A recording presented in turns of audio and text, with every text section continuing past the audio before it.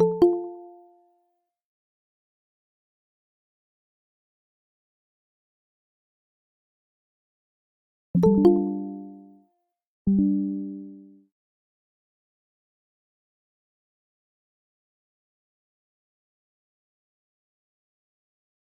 আমার স্ক্রিনটা কি আসছে?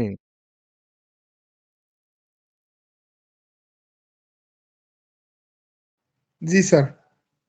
মানে আমার স্ক্রিন দেখতে পাচ্ছেন না? জি স্যার। তারপরে যে লেখা দেখা যাচ্ছে? জি স্যার, প্রফেশনাল ইথিক্স অ্যান্ড আচ্ছা, আচ্ছা। এনভায়রনমেন্টাল। ঠিক আছে, ঠিক আছে। আচ্ছা, তাহলে আজকের লেকচারে আমরা যেই জিনিসটা পড়বো সেটা হচ্ছে যে আমরা অ্যাজ এন আইটি ওয়ার্কার বলতে বোঝায় যে আমরা যারা আইটি ইন্ডাস্ট্রিতে বিভিন্ন ধরনের জব করি, সেটা সফটওয়্যার ইঞ্জিনিয়ারিং হতে পারে, মেশিন লার্নিং ইঞ্জিনিয়ার হতে পারে, হ্যাঁ, নেটওয়ার্ক অ্যাডমিনিস্ট্রেটর হইতে পারে, আইটি সাপোর্ট হইতে পারে। তো এদের বিভিন্ন ইথিক্যাল প্রবলেম, তারপর বিভিন্ন প্রফেশনাল রিলেশনশিপ এবং ওভারঅল প্রফেশনালিজম বা প্রফেশনাল কি জিনিস, এই বিষয়গুলো নিয়ে আমরা একটু আজকের লেকচারে আলোচনা করব। তো প্রথমেই যেই ওয়ার্ডটা নিয়ে কথা বলবো সেটার নাম হচ্ছে প্রফেশনাল। আমরা অনেক সময় এই কথাটা শুনে থাকি, প্রফেশনাল। এটার বাংলা কেউ বলতে পারবেন? প্রফেশনাল এই শব্দটার বাংলা কি?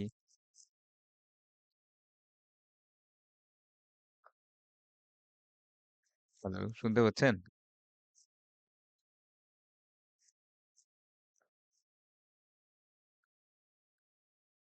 আমার কথা কি শোনা যাচ্ছে নাকি আবার কেটে গেল? জি স্যার, আচ্ছা, তো প্রফেশনাল এই শব্দটা শুনছেন আগে কখনো, বা এটার বাংলা কেউ বলতে পারবেন? শুনছি কিন্তু আচ্ছা, ধরেন শুনছেন, এটা বলতে কি বোঝায়, যে লাইক ধরেন একজন আর প্রফেশনাল। মানে হচ্ছে হলো একজন মানে যোগ্যতা আর কি বোঝায়, যে কিনা অনেক বেশি এই কাজের জন্য যোগ্য, এমন কিছু, মানে যোগ্য আচ্ছা, ব্যক্তি। আচ্ছা, যোগ্য ব্যক্তি হতে পারে। আচ্ছা, নর্মালি পেশাজীবী বলতে আমরা যে জিনিসটা বুঝি সেটা হলো প্রফেশনাল, পেশাজীবী। বুঝতে পারছেন? আমরা অনেক জি সময় বলি স্যার। না যে পেশাজীবী বা পেশাদারি, এই জিনিসটা হচ্ছে প্রফেশনাল। যেমন ডক্টর একটা প্রফেশন, হ্যাঁ, প্রফেশনাল মেডিসিন প্র্যাকটিশনার, বা ধরেন কথার কথা একজন লয়ার, ঠিক না? এই ধরনের লোকদেরকে আমরা কি বলি? প্রফেশনাল বলি। তো মানে এই স্যার এক কথা কি অভিজ্ঞ ব্যক্তিকে বোঝায়, তাই না? অভিজ্ঞ ব্যক্তি যেমন না, অভিজ্ঞ ও ডাক্তার ঠিক অথবা অভিজ্ঞ অভিজ্ঞ না, মানে লয়ার। আমরা পড়তে পড়তে বুঝবো। একটু দাঁড়ান, অ্যাডমিট দিয়ে নেই। তো প্রফেশনালদের কিছু বৈশিষ্ট্য বললেই আপনারা বুঝতে পারবেন যে আসলে কাদেরকে আমরা ওইভাবে প্রফেশনাল হিসাবে বলি। দেখেন লেখা আছে, require specialised knowledge and a long and intensive academic preparation. Professional possesses advanced training and experience, exercise discretion and judgment in their work, contribute to society and assist other professionals, participate in a lifelong training program, এবং have special rights and carry out special responsibilities. আচ্ছা, সহজভাবে বলি যে professionals হচ্ছে এমন ধরনের লোকেরা যারা একটা অ্যাডভান্সড সায়েন্স বা অ্যাডভান্সড ফিল্ড অফ নলেজে দীর্ঘ সময় একাডেমিক স্টাডি করছে। কথা বুঝতে পারছেন? দীর্ঘ সময় তাদের একটা একাডেমিক স্টাডি করা লাগছে। যেমন আমাদের ধরেন বন্ধু-বান্ধব, ভাই-বোনদের মধ্যে কেউ আছে যে মেডিকেল পড়ে বা ডাক্তার অলরেডি? কেউ আছেন?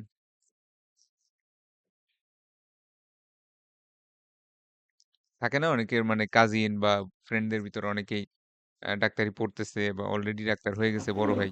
আছে স্যার, হ্যাঁ, আছে। আছে। জি স্যার। তাহলে চিন্তা করে দেখেন তো যে সে যে ডাক্তার হইলো, সেটার জন্য তাকে কিন্তু একটা পার্টিকুলার মেডিকেল কলেজে দীর্ঘ সময় মেডিসিন এবং সার্জারি, এই দুইটা সাবজেক্টের উপর এক্সটেন্সিভ স্টাডি করা লাগছে, তাই না? এক্সটেন্সিভ জি পড়াশোনা স্যার। করা লাগছে। তাহলে প্রফেশনাল হইতে হলে কোনো একটা একাডেমিক সেটিং এ পার্টিকুলার একটা ফিল্ড অফ সায়েন্স বা অ্যাডভান্স টাইপের কোনো নলেজের উপর দীর্ঘ সময় একাডেমিক স্টাডি করতে হয়। প্রফেশনালদের অ্যাডভান্স ট্রেনিং থাকে। নরমাল, মনে করেন যে মানুষ তো বিভিন্ন ধরনের পেশাজীবী বিভিন্ন ধরনের কাজ করে খায়। কিন্তু প্রফেশনালদের ট্রেনিংটা একটু অ্যাডভান্স লেভেল অফ সায়েন্স। বুঝতে পারছেন? আচ্ছা, এখানে একটা ওয়ার্ড লেখা এক্সারসাইজ ডিসক্রেশন। এই ওয়ার্ডটা আগে কেউ শুনছেন? বা ডিসক্রেশন ওয়ার্ডটার বাংলা কেউ বলতে পারবেন? সহজ বাংলা। ডিসক্রেশন। আর বিচ্ছিন্ন করা এমন টাইপের কোন শব্দ নাকি এটা? না, না। ডিসক্রেশন শব্দের অর্থ হচ্ছে গোপনীয়তা। অর্থাৎ প্রফেশনালরা তাদের কাজ করার ক্ষেত্রে তাদের কাজের সুবিধার্থেই তাদের কিছু গোপন তথ্য তাদের কাছে অ্যাক্সেস থাকে। কথা বুঝতে পারছেন? যেমন আমরা যখন ডাক্তারের কাছে যাই, হ্যাঁ? আমাদের আ সবকিছু ওদের কাছে ডিসক্লোজ করে দেওয়া লাগে না? বা একজন লয়ারের কাছে যখন মানুষ যায়, একটা খুন করে গেলেও লয়ারের কাছে গেলে কিন্তু স্বীকার করতে হয় যে আমি এরকম একটা অপরাধ করে আসছি। বুঝতে পারছেন? সো লয়ার কিন্তু সেই জিনিসটা গোপন রাখে। বা ডাক্তারের কাছে আপনি যদি একটা কোনো গোপন সমস্যা নিয়েও আসেন, হ্যাঁ? তাইলেও কিন্তু সে কিন্তু এটা অন্যকে বলে বেড়াবে না। বলে বেড়ায়? না হুম? স্যার। যেমন আমরা ম্যাডামরা প্রায় সময় কিন্তু বয়স বলতে চাই না। কিন্তু ডাক্তারের কাছে গেলে আবার সঠিক বয়সই বলি। বুঝতে পারছেন? কারণ ওখানে আবার ওষুধের মাত্রা কম বেশি হবে ঠিকমতো বয়স না বললে। তো এরকম কিছু বিষয় থাকে যে তার কাছে কিছু ডিসক্রিশন বা গোপনীয়তা বজায় রাখার মতো কিছু তথ্য নিয়ে সে কাজ করে এবং তার এই কাজের তথ্য সে সাধারণত প্রকাশ করে না। Contribute to society and assist other professional. সাধারণত এক প্রফেশনাল তার একই প্রফেশনের অন্যদেরকে হেল্প করে। যেমন আমরা ইঞ্জিনিয়ারদের হেল্প করি। হ্যাঁ? বা স দেখা যাচ্ছে যে একজন নেটওয়ার্ক ম্যানেজার সে আরো আরো আরো কিছু মানুষকে হয়তো চাকরির ব্যবস্থা করে দিচ্ছে। এরকম বিষয়। Participate in a life long training programme. Academic study তো হইছে, ওটা দিয়ে তো আমি প্রফেশনাল লাইফে ঢুকছি। কিন্তু এর মানে এই না যে ওখানে আমার পড়াশোনা শেষ। বরং তাদের ট্রেনিংটা লাইফ লং চলতে থাকে। Have special rights and carry out special responsibilities. তা আবারও সেই ডাক্তারের উদাহরণটাই চলে আসি। ধরেন আপনি কারো একটা পেট ব্যথা হইলো, তো আপনি মনে করতেছেন যে আচ্ছা একটা গ্যাসের ট্যাবলেট খাও ঠিক হয়ে যাবে। তো এটা কি? এটা হচ্ছে আপনার একটা অভিজ্ঞতা থেকে আপনি বললেন যে গ্যাসের ট্যাবলেট খাও, বুক ব্যথা, পেট ব্যথা ঠিক হয়ে যাবে। কিন্তু এই ওষুধটা আপনি কি একটা প্রেসক্রিপশনে কাউকে লিখে দিতে পারবেন? বলেন তো স্যারেরা? না স্যার। পারব না। কেন পারব না? কারণ এটা একটা স্পেশাল ধরনের রাইটস, একটা স্পেশাল রেসপন্সিবিলিটি। ধরেন আমি যতই ভালো কাজ পারি না কেন, আমি কি কারো একটা সার্জারি করতে পারবো? Unless I have a medical degree? না স্যার। পারব না। না স্যার। তাহলে প্রফেশনালদের কাজের ক্ষেত্রেই কিছু, কিছু কাজ থাকে যেটা আপনি ভালো পারলেও সেটা প্রফেশনাল ডিগ্রি বা সার্টিফিকেশন ছাড়া করা যায় না। বুঝতে পারছেন? যেমন আমরা অনেক সময় গ্রাম সদর হাসপাতালগুলোতে দেখি যে ওয়ার্ড বয়রাই সিজার করে ফেলতেছে। রাতের বেলা আসছে, ওয়ার্ড বয়রাই সিজার বুঝেন তো? যে বাচ্চা হয় যে জি স্যার। অপারেশন। হ্যাঁ? সিজার করে ফেলতেছে। তো এটা কি তাদের রাইটস আছে? রাইটস নাই। এটা তাদের করার রাইটস নাই কিন্তু তারা পারে। তাদের কিছু হয়ও না। ঠিক আছে? গ্রাম দেশ চলতেছে, চলতেই থাকবে। তো আমরা তাহলে প্রফেশনালদের কিছু বৈশিষ্ট্য দেখলাম যে তাদের একটা দীর্ঘ সময় একাডেমিক স্টাডি আছে। তারপর অ্যাডভান্স সায়েন্সের উপর তাদের কিছু ট্রেনিং থাকে, এক্সপেরিয়েন্স থাকে। তাদের কিছু গোপন তথ্য বা ডিসক্রিশন থাকে। এই তথ্য তারা বাইরে প্রকাশ করে না। হ্যাঁ? এবং তারা কিছু স্পেশাল রাইটস হোল্ড করে যেই রাইটস গুলা তারা প্র্যাকটিস করে তাদের প্রফেশনাল লাইফে। এটা শুধুমাত্র সে ছাড়া অন্য কেউ পারলেও করতে পারবে না। ব্যাপারটা বুঝতে পারছেন? সে ছাড়া অন্য কেউ যদি পারেও, আমি তো বলতেছি না যে না সে সিজার পারে না। পারে। কিন্তু তারপরেও তার করার রাইটস নাই। এটুকু বুঝছেন স্যাররা? জি স্যার। আচ্ছা। তাহলে এইবার চলে আসি যে আইটি ওয়ার্কার, এই যে আমরা যারা সিএসই পাস করছি, হ্যাঁ, বিভিন্ন আইটি ইন্ডাস্ট্রিতে চাকরি করি, আমাদেরকে প্রফেশনাল ধরা হয় কিনা? আমাদেরকে প্রফেশনাল হিসাবে কনসিডার করা হয় কিনা? তো আজকের ক্লাসটা পড়তে, পড়তে মোটামুটি বুঝবেন যে এটার উত্তরটা আসলে কি। বাট এটার শর্ট উত্তরটা এই স্লাইডে আমি দিয়ে দিচ্ছি। আমাদেরকে অ্যাকচুয়ালি প্রফেশনাল হিসাবে বাই ল, আইনগতভাবে ধরা হয় না। বুঝতে পারছেন স্যাররা? আইটি ওয়ার্কারদের বাই ল, আইনগতভাবে ওইভাবে প্রফেশনাল হিসাবে ধরা হয় না। এই ব্যাপারে ডিটেইল আরো আসবে, তখন আরো ভালো বুঝতে পারবেন। বাট আপাতত শর্ট অ্যান্সার হচ্ছে আমাদেরকে ধরা হয় না। আচ্ছা, from the perspective of law, IT workers are not recognized as professional as they are not licensed by state or federal government এবং are not liable for malpractice. এই বিষয়গুলা কি, এই ওয়ার্ডগুলার সংজ্ঞা কি, এগুলো আমরা সামনে পড়বো। তাহলে আপাতত কি বললাম স্যাররা? প্রফেশনাল হিসাবে IT ওয়ার্কারদের কি ধরা হয়, কাউন্ট করা হয়? না স্যার। হ্যাঁ, আইনগতভাবে কাউন্ট করা হয় না। আচ্ছা, কিন্তু আমরাও তো পড়াশোনা করি। আমরা ধরেন সোনারগাঁ ইউনিভার্সিটিতে আসছি, আমরা কি একটা দীর্ঘ সময় একাডেমিক স্টাডি করতেছি না? হ্যাঁ, জি স্যার। মিনিমাম 4-5 বছর তো আমরা পড়াশোনা করতেছি। তাহলে আমাদের কেন প্রফেশনাল ডিগ্রি দিচ্ছে না? তো এগুলা নিয়ে আমরা একটু একটু করে আস্তে আস্তে আলোচনা করব, ইস্যুগুলা নিয়ে কথা বলবো। আচ্ছা, এইবারে আসি হচ্ছে যে আইটি ওয়ার্কারদের সাথে বিভিন্ন পার্টির কিছু প্রফেশনাল রিলেশনশিপ থাকে। সেই রিলেশনশিপ গুলা মেনটেন করতে গিয়ে আমাদের কি কি প্রবলেম হয় বা কি ধরনের এথিক্যাল ইস্যু অ্যারাইজ করতে পারে, সেই প্রবলেমগুলো নিয়ে একটু আলোচনা করব। প্রথমে যে প্রফেশনাল রিলেশনশিপটা নিয়ে আলোচনা করব সেটা হচ্ছে আইটি ওয়ার্কারদের সাথে এমপ্লয়ার। মানে এমপ্লয়ার কারা বলেন তো স্যাররা? এমপ্লয়ার, মালিক। হ্যাঁ, যে চাকরি স্যার দেয়। যারা, হ্যাঁ হ্যাঁ, যে চাকরি আমাকে দিচ্ছে সে হচ্ছে এমপ্লয়ার, আমি হচ্ছে ওয়ার্কার। আচ্ছা, তাহলে প্রথম মনে করেন যে আমি আমি একটা জব নিলাম। তো স্বাভাবিকভাবেই যে আইটি মানে জব শুরু করার আগেই এমপ্লয়ারের সাথে আমার কিছু বোঝাপড়ার ব্যাপার থাকে। যেমন আমার বেতন কত হবে, আমি কয়দিন ডিউটি করব, কত ঘন্টা করে ডিউটি করব, হ্যাঁ, ছুটি ছাটা কি থাকবে, কোনো বেনিফিট টেনিফিট পাবো কিনা, এইসব বিষয় তো আগেই আমরা কথাবার্তা বলে নিই, সেটআপ টেটআপ হয়ে যায়, ঠিক না? আচ্ছা, তো এগুলা এগুলা তো একটা আছেই, মানে এগুলা তো রিলেশনশিপ আছেই, প্রফেশনাল রিলেশনশিপ। এইটার পরে যখন কাজ করতে থাকে তখন আইটি ওয়ার্কারদের সাথে এমপ্লয়ারদের কিছু প্রবলেম দেখা যায়। দাঁড়ান, এন্ট্রি দিয়ে নিই। আচ্ছা, তো কি কি ধরনের প্রবলেম? যেমন প্রথম হচ্ছে সফটওয়্যার পাইরেসি।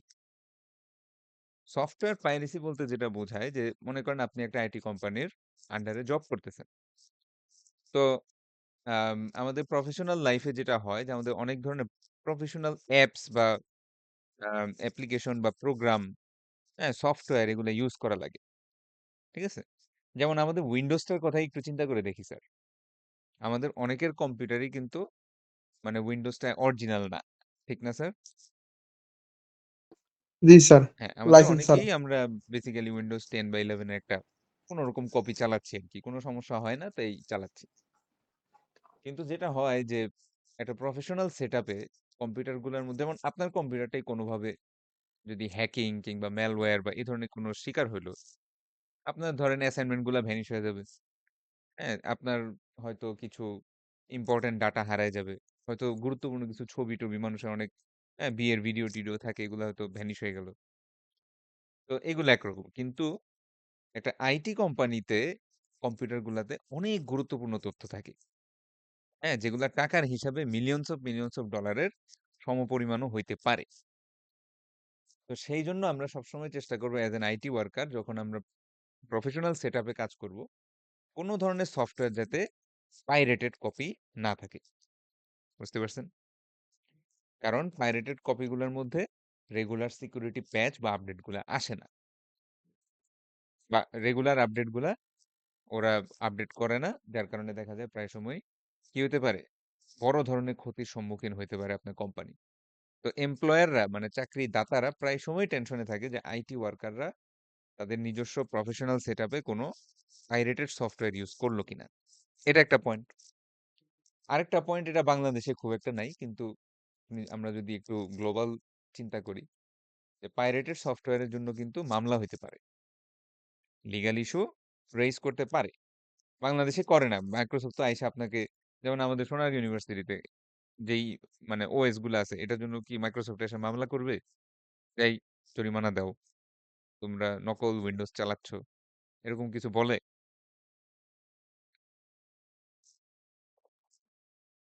হ্যালো? না স্যার, বলে।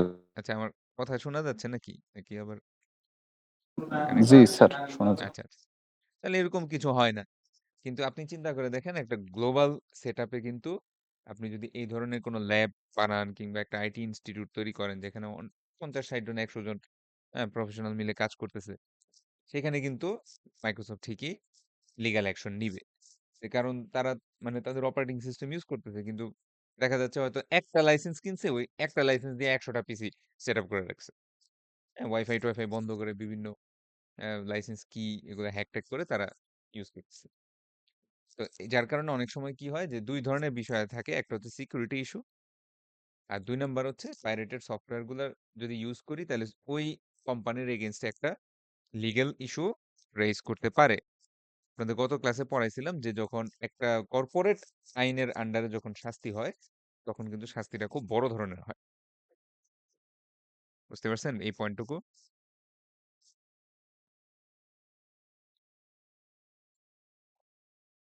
হ্যালো? জি স্যারেরা স্যার। একটু রেসপন্স করেন, নাইলে আমি আবার ভাববো যে কি হলো, আমার নেট চলে গেল না কি হলো। হ্যাঁ, একটু কথাবার্তা বললেন। আমরা এখানে আলোচনার মাধ্যমেই মোটামুটি পড়াশোনা করব। এবার চলে আসি হচ্ছে ট্রেড সিক্রেট। এটাও একটা professional term, trade secret. Trade secret কি জিনিস? ট্রেড সিক্রেট হচ্ছে এমন একটা ইনফরমেশন, যেই ইনফরমেশনটার একটা ইকোনমিক ভ্যালু আছে কোম্পানির কাছে। এই ইনফরমেশনটা ডেভেলপ করার জন্য কোম্পানি মানে সাবস্টেন্সিয়াল অ্যামাউন্ট অফ সময়, এফোর্ট, টাইম, এফোর্ট এবং মানি খরচ করছে। ঠিক আছে? যেমন উদাহরণ দেই। মনে করেন একটা ফার্মাসিউটিক্যাল কোম্পানি নতুন একটা ওষুধ বাজারে ছাড়বে। তাহলে সেই ওষুধের ফর্মুলাটা হচ্ছে একটা ট্রেড সিক্রেট। বুঝতে পারছেন? বা ধরেন আপনি একটা সফটওয়্যার ইন্ডাস্ট্রিতে চাকরি করেন। আপনার সফটওয়্যারটার একটা নতুন ভার্সন সামনের দিনে আসবে। হয়তো ১ মাস পরে রিলিজ পাবে। এখন কাজ চলতেছে। তাহলে সেটার সোর্স কোড কিংবা সেটার ইউআই ডিজাইন এগুলা কি? Trade secret. বুঝতে পারছেন স্যাররা? জি স্যার। আচ্ছা। তাহলে ট্রেড সিক্রেটের সমস্যাটা কি দাঁড়ায়? এমপ্লয়াররা প্রায় সময় চিন্তায় থাকে যে আইটি ওয়ার্কাররা যখন মানে দেখেন আইটি ওয়ার্কাররা তো সারা জীবন একটা কোম্পানিতে চাকরি করবে না। তারা তো তাদের জবটা সুইচ করবে। এখন ধরেন আমি জব সুইচ করে ঠিক আমার কম্পিটিটর একটা কোম্পানিতে ব্র্যান্ডে জয়েন করলাম। তখন এমপ্লয়াররা টেনশনে থাকে যে এমপ্লয়ির সাথে সাথে এই ট্রেড সিক্রেট গুলাও ওই অপোনেন্ট বা কম্পিটিটর ব্র্যান্ডের কাছে চলে যাবে। বুঝতে পারছেন কথা? মানে স্যার সে যে সময় কোম্পানি থেকে চাকরি ছেড়ে দিবে, হ্যাঁ। তোর সকল কিছু তো ওর কাছে এখন থেকে দেখা যাবে। যায় যে এমপ্লয়ের হাতে তো কিছু ইনফরমেশন থাকে, ঠিক না? সে কাজ জি। করছে, যেহেতু এটার কোডের উপর সে কাজ করছে, এটার ইউআই এর উপর সে কাজ করছে। অথবা ধরেন যেই ফার্মাসিউটিক্যালের কথা বলছি, সে একজন কেমিস্ট হিসাবে, ফার্মাসিস্ট হিসাবে সেখানে কাজ করছে। এখন সে যখন ইমিডিয়েট আরেকটা ব্র্যান্ডে জয়েন করলো, ধরেন চাকরি ছেড়ে দিয়ে আরেকটা অপোনেন্ট ব্র্যান্ডে জয়েন করলো, তখন স্বাভাবিকভাবে এই ইনফরমেশন গুলো ওই কোম্পানিতে চলে গেল না? জি স্যার। এইটাই হচ্ছে ট্রেড সিক্রেটের এক্সপোজ হওয়া, বা এইটা ঠেকানোর জন্য বিভিন্ন ধরনের এগ্রিমেন্ট থাকে, অনেক ধরনের রুলস এন্ড রেগুলেশনস থাকে। এগুলা নিয়ে আমরা ফাইনালের দিকে যখন পড়াশোনা করব তখন আবার আসবে, ট্রেড সিক্রেট বিষয়টা আসবে, এখনো আসছে। আচ্ছা, এই ট্রেড সিক্রেটের আরেকটা উদাহরণ দেই, যেমন আমাদের কোকা কোলা। স্যাররা কি মানে কেউ বাংলাদেশের বাইরে কোথাও কোকা কোলা খাইছেন?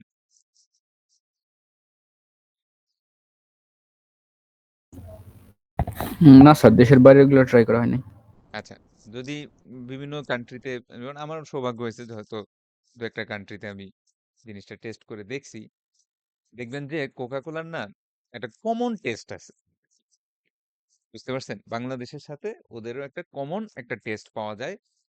আর মেইন যেই ডিফারেন্সটা হয় সেটা হচ্ছে যেই কান্ট্রিতে এই জিনিসটা ডেভেলপ হয়, সেই কান্ট্রি কোন ধরনের পানি ইউজ করতেছে এবং কোন ধরনের চিনি ইউজ করতেছে। এই ২ টার উপর টেস্টের ব্যাপক একটা ডিফারেন্স আছে। কিন্তু একটা কমন টেস্ট মানে মুখে দিলেই বা নাকে গন্ধ নিলেও আপনি একটা এই রিকগনাইজ করতে পারবেন যে এটা কোকা কোলা। এই যে কমন টেস্টটা, এটা আসছে কিন্তু তাদের একটা ট্রেড সিক্রেটের কারণে। বেসিক্যালি যেটা হয়, ওয়ার্ল্ডে যত কোকা কোলার ফ্যাক্টরি আছে সব জায়গায় যে মেইন সিরাপটা আছে না, এই সিরাপটার ডেভেলপমেন্ট প্রসেস সেম। কথা কি বুঝছেন? এই সিরাপটার সাথেই পানি এবং চিনি মিশায় তারপরে কোকটা তৈরি করে বোতলজাত করা হয়।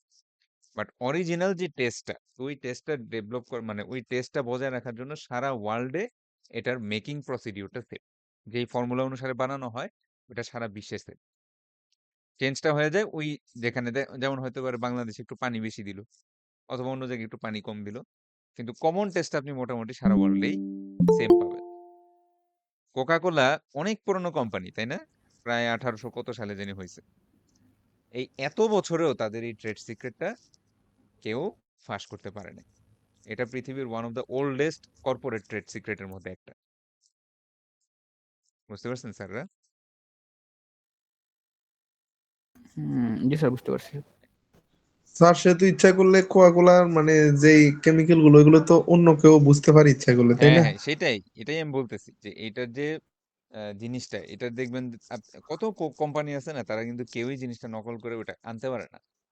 বরং তারা যেটা করে দিন শেষে নিজের মতো একটা টেস্ট ডেভেলপ করার চেষ্টা করে। যেমন আমরা দেখি যে মোজো কিংবা মনে করেন যে পেপসি, তাদেরও কিন্তু একটা ইউনিক টেস্ট আছে। তারা কিন্তু কোকাকোলাটা নকল করার চেষ্টা করে নাই, কারণ ওটা করে লাভও নাই, ওটা হয় না। বুঝতে পারছেন? ওরা এমন ভাবে জিনিসটা মেনটেন করে যে এই ট্রেড সিক্রেটটা যাতে অন্য কারো হাতে না যায়। এবার চলে আসেন, অথবা আমাদের যে আমরা যে উইন্ডোজ অপারেটিং সিস্টেম চালাই, এটার কোড গুলা কি স্যার দেখতে পারেন? সফটওয়্যারটা তো আপনার না কম্পিউটারে স্যার, ঠিকই চলতেছে, কিন্তু এটা কোড পাওয়া যায়? কোড পাওয়া যায় না। না। এটাও একটা ওয়েল গার্ডেড ট্রেড সিক্রেট বলা যেতে পারে। এবার দেখি হুইসেল ব্লোয়িং। এটা একটা প্রফেশনাল টার্ম, হুইসেল ব্লোয়িং। তো যেটা হয় যে এমপ্লয়িরা অনেক সময় তাদের বিভিন্ন ডিসস্যাটিসফ্যাকশন, তাদের অসন্তোষ, কিংবা হইতে পারে যে একটা কোম্পানি কোনো খারাপ কাজ করতেছে, হ্যাঁ, যেটা তার দৃষ্টিতে মনে হলো এটা ঠিক না, এই কাজটা করা ঠিক না, সে তার আপার ম্যানেজমেন্টকে জানাইলো যে স্যার, আমাদের কোম্পানির বর্তমান যেই পলিসি বা যেটা এখন চলতেছে এটা ভালো না, এটা আমি সাপোর্ট করি না। তো ধরেন কোম্পানি ওইরকম তেমন কোনো এফোর্ট নিল না এটা সলভ করার জন্য। তো তখন যেটা হয়, এই ধরনের ডিসগ্রান্টেলড, এই ধরনের অসন্তুষ্ট কিছু এমপ্লয়ি পরবর্তীতে ধরেন নিউজ পেপার বা সোশ্যাল মিডিয়াতে এই কোম্পানির নামে একটা ইনফরমেশন এক্সপোজ করে দিতে পারে, যেটার কারণে নেগেটিভ পাবলিসিটি ডেভেলপ হতে পারে এবং কোম্পানির অনেক পরিমাণ ক্ষতি হইতে পারে। এই যে অ্যাক্টিভিটিটা, তার মানে হচ্ছে অসন্তোষের কারণে এমপ্লয়ি মানে ভিতর থেকেই কেউ একজন গুরুত্বপূর্ণ ইনফরমেশন মিডিয়াতে প্রকাশ করে দিল। এই কাজটাকে বলা হয় হুইসেল ব্লোয়িং। Whistle blowing. বুঝতে পারছেন? তাহলে যদি পরীক্ষার হলে জি বলে স্যার, বুঝতে হুইসেল, পারছি। হ্যাঁ, বিশাল হুইসেল বলে। ব্লোয়িং বলতে কি বুঝো? সহজ ভাষায় লিখে বুঝাইতে পারবেন না? হ্যাঁ, নাকি আবার লিখবেন হুইসেল ব্লোয়িং বলতে স্যার বুঝায় বাঁশি বাজানো। হ্যাঁ, স্পেশাল ধরনের একটা বাঁশি, এটা বাজানোই হচ্ছে হুইসেল ব্লোয়িং।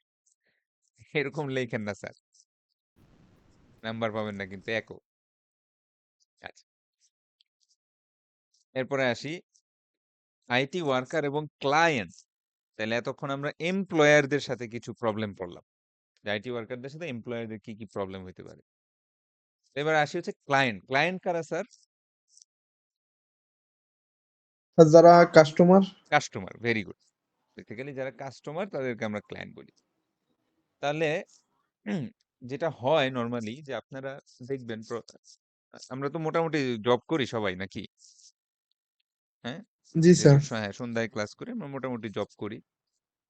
তো আইটি সেক্টরে যারা জব করি তারা দেখবেন যে প্রায় সময় আপনার ক্লায়েন্ট, তাদের যেটা হয় যে তাদের টাকা পয়সা আছে, কিন্তু তারা নট নেসেসারিলি যে তারা আইটি রিলেটেড বিষয়গুলো বুঝে। বুঝতে পারছেন আমার কথা?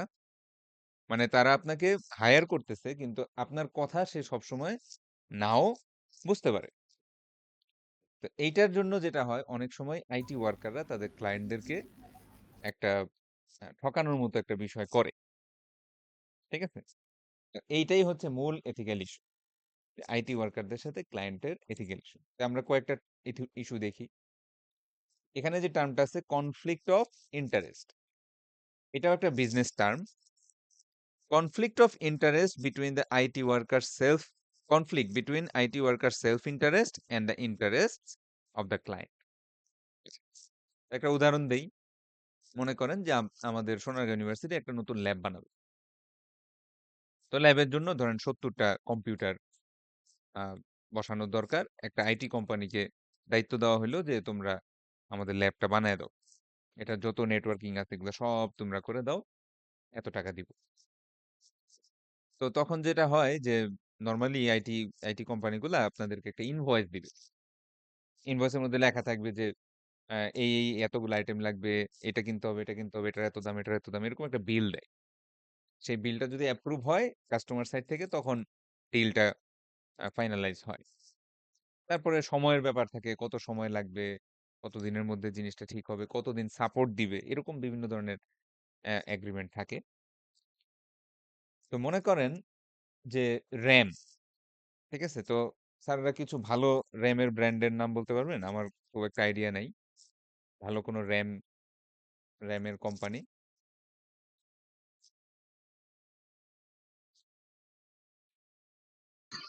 The Twin Moss. আচ্ছা ধরেন টুইনমস। তো টুইনমস একটা ভালো র্যাম কোম্পানি, ঠিক আছে। তো হ্যাঁ, কোন স্যার বললেন? So আমি মেহেদী হাসান প্রান্ত। আচ্ছা মেহেদী, আচ্ছা। তো আমি আমার কাস্টমারকে বললাম যে ভাই বাজারে সবচেয়ে ভালো র্যামের ব্র্যান্ড হচ্ছে মেহেদী। মেহেদীর র্যাম হচ্ছে সবচাইতে ভালো। এটার উপরে বাজারে আর কোনো ভালো র্যাম নাই। এটার কোয়ালিটি খুবই ভালো, স্পিড খুবই হাই, হ্যাঁ, বাসের স্পিডও ভালো, দামও রিজনেবল। এইটা সবচেয়ে ভালো। তো আমি কি বলছিলাম যে ক্লায়েন্টের অনেক ক্ষেত্রেই আইটি রিলেটেড ওরকম নলেজ থাকে না, বুঝতে পারছেন? তো তখন ক্লায়েন্ট বলল ঠিক আছে তাহলে মেহেদীর র্যামটাই দেন, যেহেতু আপনি বলতেছেন ভালো, তাহলে আশা করা যায় ভালো। তো পরে দেখা গেল যে আসলে মেহেদী ব্র্যান্ডের যেই র্যামটা, সেটা হচ্ছে আমি যেই আইটি কোম্পানি আছে না, সেই আমারই আরেকটা সিস্টার কনসার্নের এই মেহেদী ব্র্যান্ডের র্যামটা তারা চায়না থেকে বানায় নিয়ে আসে। তারা বাংলাদেশে এটার একটা সোল ডিস্ট্রিবিউটর বলতে পারে। কথাটা বুঝতে পারছেন? মানে আপনি একটা আইটি কোম্পানি এবং আপনারই আরেকটা ছোট ব্র্যান্ড আছে, একটা ছোট কোম্পানি আছে, যারা এই র্যামটা বিদেশ থেকে ইম্পোর্ট করে নিয়ে আসে।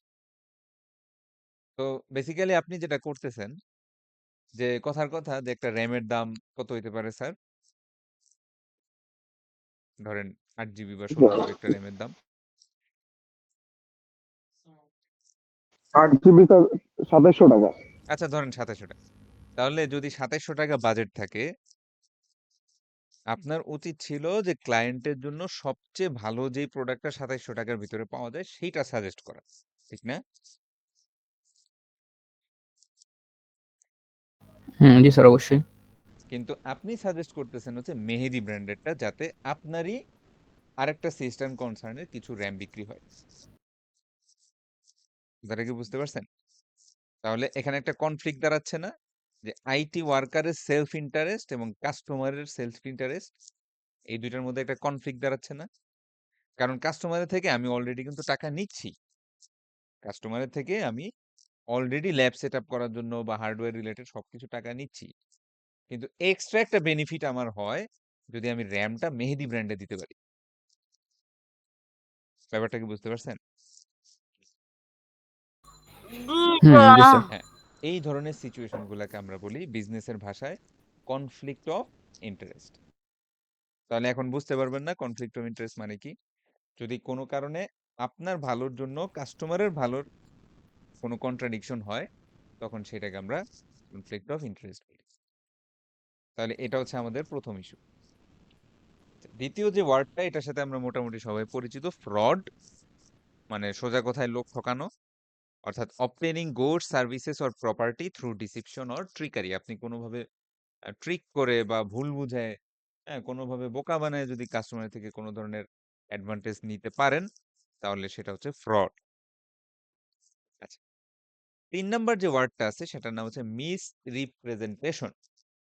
মিস রিপ্রেজেন্টেশন, আচ্ছা, এটার মানে হচ্ছে misstatement or incomplete statement of A material fact. আচ্ছা, এটা সোজা কথা হচ্ছে আপনি যেটা না সেটা আপনি কাস্টমারের সামনে বলা। আপনি ধরেন কথার কথা যে এই যে আমাদের সোনারগাঁও ইউনিভার্সিটির যে ইআরপিটা আমরা দেখি, ঠিক আছে? হ্যাঁ, ইআরপিটা যে এই যে একটা সফটওয়্যার আমরা ইউজ করি, আমরা ইউজ করি, আপনারা ইউজ করেন। স্যার এই সফটওয়্যারটা বানাইতে কি পরিমাণ খরচ হতে পারে আন্দাজ করতে পারবেন?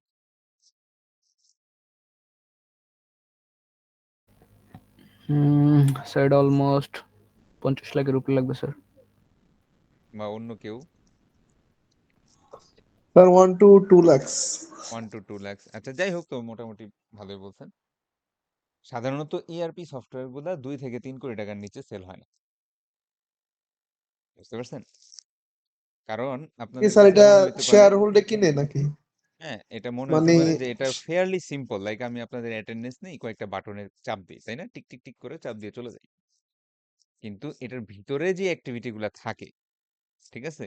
ভিতরের অ্যাক্টিভিটি গুলা বেশ ডিফিকাল্ট এবং কমপ্লেক্স। এটা করার জন্য একটা সফটওয়্যার কোম্পানির এনাফ পরিমাণ রিসোর্স এবং মানে ওয়ার্কফোর্স থাকা দরকার। আদারওয়াইজ এই ধরনের একটা হুম ইআরপি তারা বানাইতে পারবে না। আচ্ছা, স্যার তো এগুলো এখন মানে ধরেন, হিউজ হার্ড স্যার। হ্যাঁ, আমরা একটা ডিল করেছিলাম স্যার 60 লাখ টাকা। হ্যাঁ, তাহলে মানে এটা অনেক বেশ কঠিন। ঠিক আছে? তো এখন ধরেন আপনারা যে এরকম জি একটা স্যার। খোঁজ পাইলেন যে একটা নতুন ইউনিভার্সিটি তাদের ইআরপি সিস্টেম ডেভেলপ করতে চায়। তাদের অ্যাডভাইজিং, তাদের পেমেন্ট এগুলো সেগুলো। তো আপনি এখন কাজ নেওয়ার জন্য তাদেরকে এমনভাবে নিজেকে রিপ্রেজেন্ট করলেন যে আপনারা বিশাল সফটওয়্যার কোম্পানি, আপনাদের 500 ইঞ্জিনিয়ার আছে। ঠিক আছে? 6 মাসের মধ্যে দাঁড়া করে ফেলতে পারবেন প্রজেক্ট। কিন্তু আসলে আপনি, আপনার বন্ধু আর আপনার চাচাতো বোন ৩ জন মিলা কোম্পানি, ঠিক আছে? রাতে ভরে বসে, বসে কাজ করেন। এই হলো অবস্থা।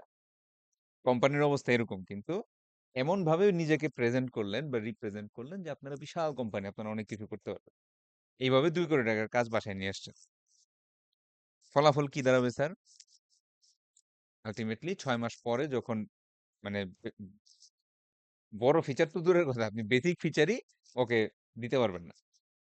বা ফিচারগুলা দিলেও সেটার মধ্যে অনেক ধরনের বাগস, ইস্যুস থাকবে, অনেক সিকিউরিটি প্রবলেম থাকবে। ২ দিন পরেই এই পুরা প্রজেক্টটাই বাতিল হয়ে যাবে। বুঝতে পারছেন? তাহলে এই ধরনের ইস্যুগুলাকে আমরা বলি মিস রিপ্রেজেন্টেশন। কি বলি? মানে স্যার মিস, প্রেজেন্টেশন যেটা দিছে সেটা মিথ্যা বলছে এমন কিছু? হ্যাঁ, প্রেজেন্টেশন না, রিপ্রেজেন্টেশন। মিস ও রিপ্রেজেন্টেশন। রিপ্রেজেন্টেশন মানে যেভাবে নিজেকে প্রকাশ করি আমরা, সেটা আসলে মিথ্যা কিন্তু সেটা কিংবা সে করে নাই। আংশিক, আংশিক সত্য বলি। হুম। পুরাটা বলি না। এরকম ভাবে আমরা অনেক সময় বলি। এবার আসি হচ্ছে breach of contract. Breach of contract এটা আরেকটা টার্ম। তাহলে ব্রিচ অফ কন্ট্রাক্ট মানে হচ্ছে ধরেন আপনার কাস্টমারের সাথে আপনার একটা ডিল হইলো। তো উভয় পক্ষের কিছু চুক্তি থাকে। হ্যাঁ, আমার কিছু টার্মস থাকে, ওনার কিছু টার্মস থাকে। সব মিলেই তো একটা কন্ট্রাক্ট সাইন হয়। এখন আমি কিংবা ক্লায়েন্ট কেউ যদি এই কন্ট্রাক্টের কোনো একটা টার্ম আপহোল্ড না করি, কেউ যদি কোনো একটা টার্ম যদি ব্রেক করি, তখন সেই জিনিস, সেই অ্যাক্টিভিটিটাকে আমরা কি বলি? Breach of contract. বুঝতে পারছেন? Breach of contract. তাহলে ব্রিচ অফ কন্ট্রাক্ট হলে কি হইতে জি পারে? স্যার বুঝতে পারছি। ধরেন একটা ফিচার আমাকে তার ৬ মাসের মধ্যে দেওয়ার কথা ছিল, আমি দিতে পারলাম না। তখন সে কি করতে পারে? সে বলতে পারে ঠিক আছে, তাহলে ৬ মাস পর থেকে তোমার আর কোনো বেতন নাই, আমি আর কোনো পেমেন্ট দিব না। হইতে পারে না? এটা মাস্ট বলবেই। তারপরে অবশ্যই এমনও দেখা ইভেন গেছে যে ওয়ার্স মেইনটেন্যান্স। কন্ডিশনে আপনারা যদি ইন্টারন্যাশনাল কোনো অর্গানাইজেশনের সাথে কাজ করেন, তারা এতটাও প্রফেশনাল যে আপনার যদি একটু এদিক ওদিক হয়, তারা পুরা পুরা কন্ট্রাক্টটাই বাতিল করে দিতে পারে। ৬ মাস পর্যন্ত পেমেন্ট দিছে, তারপর থেকে পুরাটাই বাতিল, আর কাজই করবে না আপনার সাথে। এরকমও সম্ভাবনা হইতে পারে।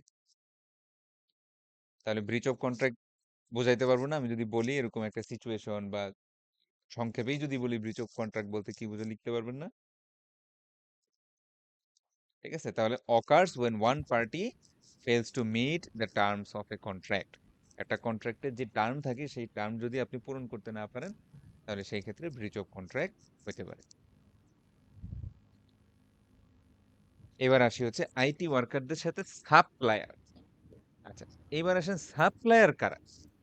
সাপ্লায়ার হচ্ছে আইটি কোম্পানিতে আপনাকে যারা লজিস্টিক সাপোর্ট দেয়, তারা হচ্ছে সাপ্লায়ার। কথা বুঝতে পারছেন? যেমন কথার কথা যে আপনি আপনি যেই সফটওয়্যার ইন্ডাস্ট্রিতে চাকরি করেন, এইখানে যারা আপনাকে হয়তো হার্ডওয়্যার সাপোর্ট দিতে পারে বা সফটওয়্যার সাপোর্ট দিতে পারে, বা এনি হাউ আপনি যাদের থেকে কিনেন তারা হচ্ছে সাপ্লাই।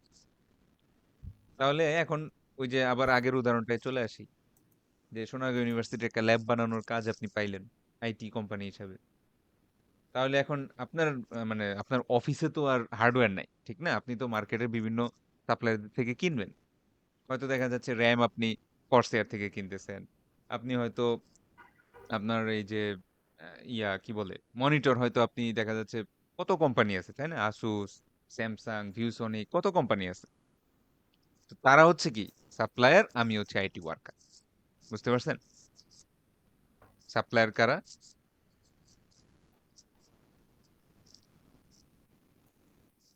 হ্যালো। স্যার মানে যারা আমাদেরকে সাপ্লাই এগুলো দিয়ে হ্যাঁ, থাকে, যেমন যারা কম্পিউটার, হার্ডওয়্যার, আমাদেরকে, সফটওয়্যার ইত্যাদি যত হ্যাঁ, কিছু। যারা আমাদেরকে সাপ্লাই দেয় তারা হচ্ছে সাপ্লায়ার। এবার তাদের সাথে কি প্রবলেম দেখি।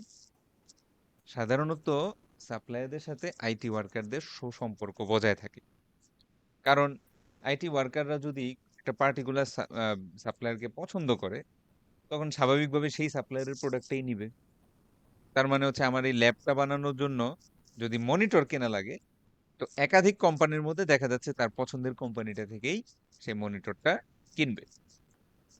এই জন্য সাপ্লায়াররা প্রায় সময় আইটি ওয়ার্কারদেরকে বিভিন্ন ধরনের উপহার সামগ্রী বা গিফটস দিয়ে থাকে। বুঝতে পারছেন স্যাররা?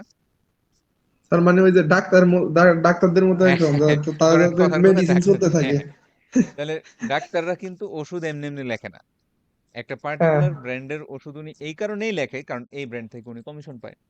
এবং এই জন্য আমরা দেখি যে ডাক্তারের চেম্বারের বাইরে ছবি তোলার জন্য লোক দাঁড়ায় থাকে, ঠিক না? হ্যাঁ দেখেন স্যার। না যে আপনাদের ছবি তুলতে চায়, যে দেখি তো ভাই আপনার প্রেসক্রিপশনটা একটা ছবি তুলি। আসলে এই ছবিটা তুলে কেন? এই ছবিটা তুলে সে তার কোম্পানিতে রিপোর্ট করে যে এই ডাক্তার, ধরেন কথার কথা, ১ সপ্তাহে ৫০০ বার আমাদের ওষুধের নাম লিখছে, সো যে কমিশনটা সেটা তার অ্যাকাউন্টে পাঠায় দেব। এরকম একটা হিসাব তাদের থাকে। আচ্ছা, সে যাই হোক। তো তাহলে এরকম গিফটস, তো এই গিফটটা যখন এমন একটা সিচুয়েশন ক্রিয়েট করে যে আপনাকে এক্সপ্লিসিটলি অথবা ইমপ্লিসিটলি, সরাসরি অথবা ইনডাইরেক্টলি আপনাকে ঘুরায় পেঁচায় বাধ্য করতেছে যে তার থেকে প্রোডাক্ট কিনতে। এমন একটা জিনিস যে আপনাকে এমন ভাবে সে একটা গিফট দিল, যেটা আসলে তার উদ্দেশ্য হচ্ছে ব্রাইব। ব্রাইব শব্দের অর্থ কি স্যার? ঘুষ। স্যার আমাকে ঘুষ। বাধ্য ঘুষ। করা নাকি? ঘুষ। ঘুষ। ব্রাইব মানে হচ্ছে ঘুষ। অর্থাৎ গিফট দেওয়ার যে ব্যাপারটা, গিফটের বিষয়টা কিন্তু আছে। আমরা যারা প্রফেশনাল ওয়ার্ল্ডে আছি, আম, একটা গিফট বা কমিশন বা এগুলা না দিলে অনেক ক্ষেত্রে ব্যবসা আগানোও যায় না। কিছু কিছু বিজনেসে এটা খুব ওয়েল এস্টাবলিশড একটা রুলস, যে একটা পার্টি আরেকটা পার্টিকে গিফট বা বিভিন্ন ধরনের ফেভার তারা কারি করে। কিন্তু সেটা ব্রাইব কখন হয়? ব্রাইব হয় এমন যে এমন ভাবে সে একটা আপনাকে ফেভার করলো যে এখন আপনি না করার উপায় নাই। ব্যাপারটা বুঝছেন? যেমন হইতে পারে না যে আফুস থেকেও আপনাকে একটা গিফট দিল, আপনার হয়তো এই যে ভিউসনিক থেকেও একটা গিফট দিল। তারা দিল তার সম্পর্ক ভালো রাখার জন্য দিল। হ্যাঁ, কিন্তু মানে ঘুষের ব্যাপারটা কি, যে সামহাউ আসুস আপনাকে এমন ভাবে প্রেসারাইজ করবে যে আপনাকে আসুস থেকেই সবকিছু কিনতে হবে। মানে বুঝতে স্যার পারছেন? সে সে বাধ্য করতে থাকবে এক বাধ্য প্রকার আমাকে, করতেছে। তাই না? তাহলে এই জিনিসটার নাম চলে আসতেছে হচ্ছে ব্রাইব। এই জিনিসটার নাম চলে আসতেছে কি, ব্রাইব। তো suppliers try to maintain positive relationships with their customers in order to make and increase sales.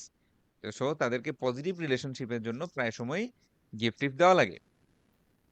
আচ্ছা, to achieve this goal they may sometimes engage in unethical actions.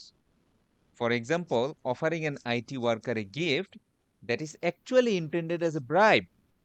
অর্থাৎ আইটি ওয়ার্কারকে একটা গিফট হিসাবে হয়তো একটা জিনিস দিল, একটা আইফোন দিল, কিন্তু আসলে এটা উদ্দেশ্য হচ্ছে তার কি, ঘুষ। বুঝতে পারছেন? জি স্যার। তাহলে সাপ্লায়ারদের সাথে আইটি ওয়ার্কারদের ভালো সম্পর্ক থাকে, গিফটস আদান প্রদানও হয়, কিন্তু এটা মাঝে মধ্যেই দেখা যাচ্ছে যে ঘুষের দিকে চলে যাচ্ছে। আচ্ছা বলেন তো, ঘুষ আর এই গিফটের মধ্যে একটা বেসিক পার্থক্য কি? স্যার মানে এক কথা হচ্ছে হলো গিফট দেওয়া মানে আমার কোনো কিছু সে বাধ্য করতেছে না, কিন্তু বাধ্য এমন করতেছে একটা না, হ্যাঁ, গিফট কোনো দিল যেটা কিনা কোনো আমাকে এক্সপেকটেশন বাধ্য নাই। করবে, এটা করা লাগবেই। আমি তাকে খুশি করার জন্য একটা কাজ করলাম, কোনো হ্যাঁ এক্সপেকটেশন নাই, হইলে ভালো, না হইলে সমস্যা নেই। কিন্তু ব্রাইবের মাধ্যমে অনেকটা বাধ্যতামূলক। আরেকটা বেসিক বড় পার্থক্য হচ্ছে স্যার, গিফট মানুষ শো অফ করতে পছন্দ করে। ধরেন আপনারা আমাকে একটা গিফট দিলেন, ঠিক আছে, একটা ফুলের তোড়া দিলেন বা একটা চকলেট দিলেন, আমি বললাম যে এই যে আমার স্টুডেন্ট একটা গিফট দিছে। কিন্তু ধরেন আপনারা আমাকে একটা আইফোন দিয়ে দিলেন, কোন একটা স্টুডেন্ট, এখন দেখবেন আমি আইফোনটা লুকে লুকে রাখতেছি, কারণ আমার পে যাতে স্কেলে স্যার অন্য স্যারে না দেখে আর। হ্যাঁ, হ্যাঁ, আমার আমার পে স্কেল মানে আমি যেটা বেতন পাই বা আমার যেটা সামর্থ্য, সেখানে আইফোন নিয়ে ঘোরার কথা না। ডেফিনেটলি আইফোনের পিছনে কোনো একটা কি আছে, কোনো একটা ঘাপলা আছে। বুঝতে পারছেন? সাধারণত ব্রাইব দেখা যাচ্ছে যে ডাইরেক্টলি একজন আরেকজনকে দেয় না, ইনডাইরেক্টলি টেবিলের তলা দিয়ে দিচ্ছে। কিন্তু যখন গিফটস দেয়, যখন দেয়, যেমন অনেক সময় দেখবেন যে কোনো কোনো কোম্পানি থাকে, ইন্টারন্যাশনাল কোম্পানি, তারা কিন্তু ডাক্তারদের কলম দেয়, হ্যাঁ, বা প্যাড দেয়, এবং এগুলা সরাসরি দেয়, এগুলোর মধ্যে তাদের কোনো লুকাছাপা নাই।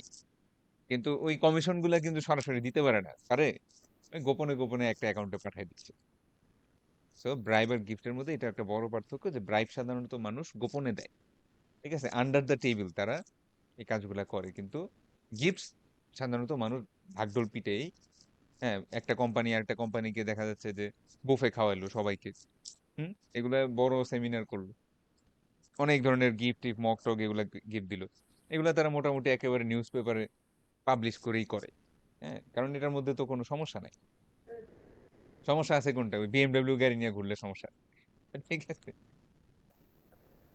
আচ্ছা, এবার আসি হচ্ছে আইটি ওয়ার্কার এবং অন্যান্য আইটি প্রফেশনালদের মধ্যে সম্পর্ক।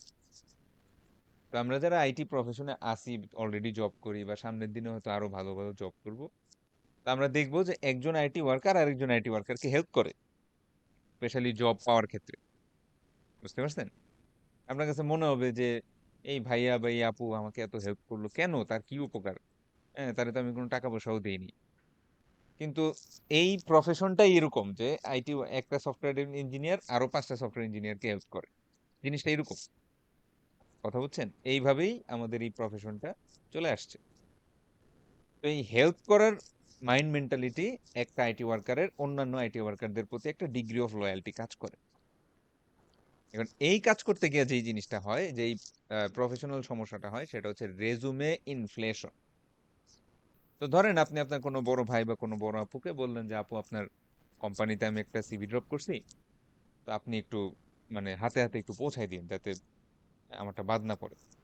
তো উনি সিভিটা পায়, আপনি পড়লো, পড়ার পরে বললো যে আচ্ছা, আমরা তো এই এই স্কিল বা এই এই জিনিসগুলো নিয়ে কাজ করি, তুমি কি এগুলা পারো? তা আপনি বললেন যে আপু, আসলে আমি এগুলোর নাম জীবনে শুনিই নাই, আজকেই প্রথম শুনলাম।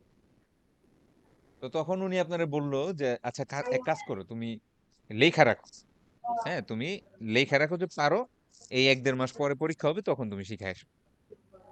ব্যাপারটা বুঝতে পারছেন?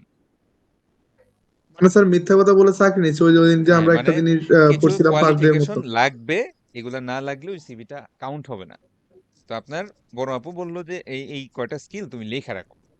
হ্যাঁ, ধরেন কথার কথা নোট জেএস, ধরেন কথার কথা নো এসকিউএল, এগুলো পারি, আমি লিখে রাখলাম, ঠিক আছে। বললো যে এই সময়ের মধ্যে পড়তে থাকো, পরে তুমি পরীক্ষার আগে দিয়ে প্রিপারেশন নিয়ে এসো, এখন আপাতত লিখে নাও। এই জিনিসটার নাম হচ্ছে রেজুমে ইনফ্লেশন। অর্থাৎ রেজুমের মধ্যে এমন সব স্কিল মেনশন করা, যে স্কিলগুলো পারতপক্ষে আপনার নাই। কথা বুঝছেন? কিন্তু একজন আইটি ওয়ার্কার আরেকজন আইটি ওয়ার্কারের রেজুমেটা পাস করতে করতে অনেক সময় সাজেশন দেয় যে এই স্কিলগুলা এন্টার করো। যার কারণে বাস্তবতা কি, আমাদের সবারই সিভির মধ্যে অনেক কিছু লেখা থাকে, কিন্তু আসলে আমরা এটার হয়তো 70% পারি, বাকি 30% সম্পর্কে কোনো আইডিয়াই নেই।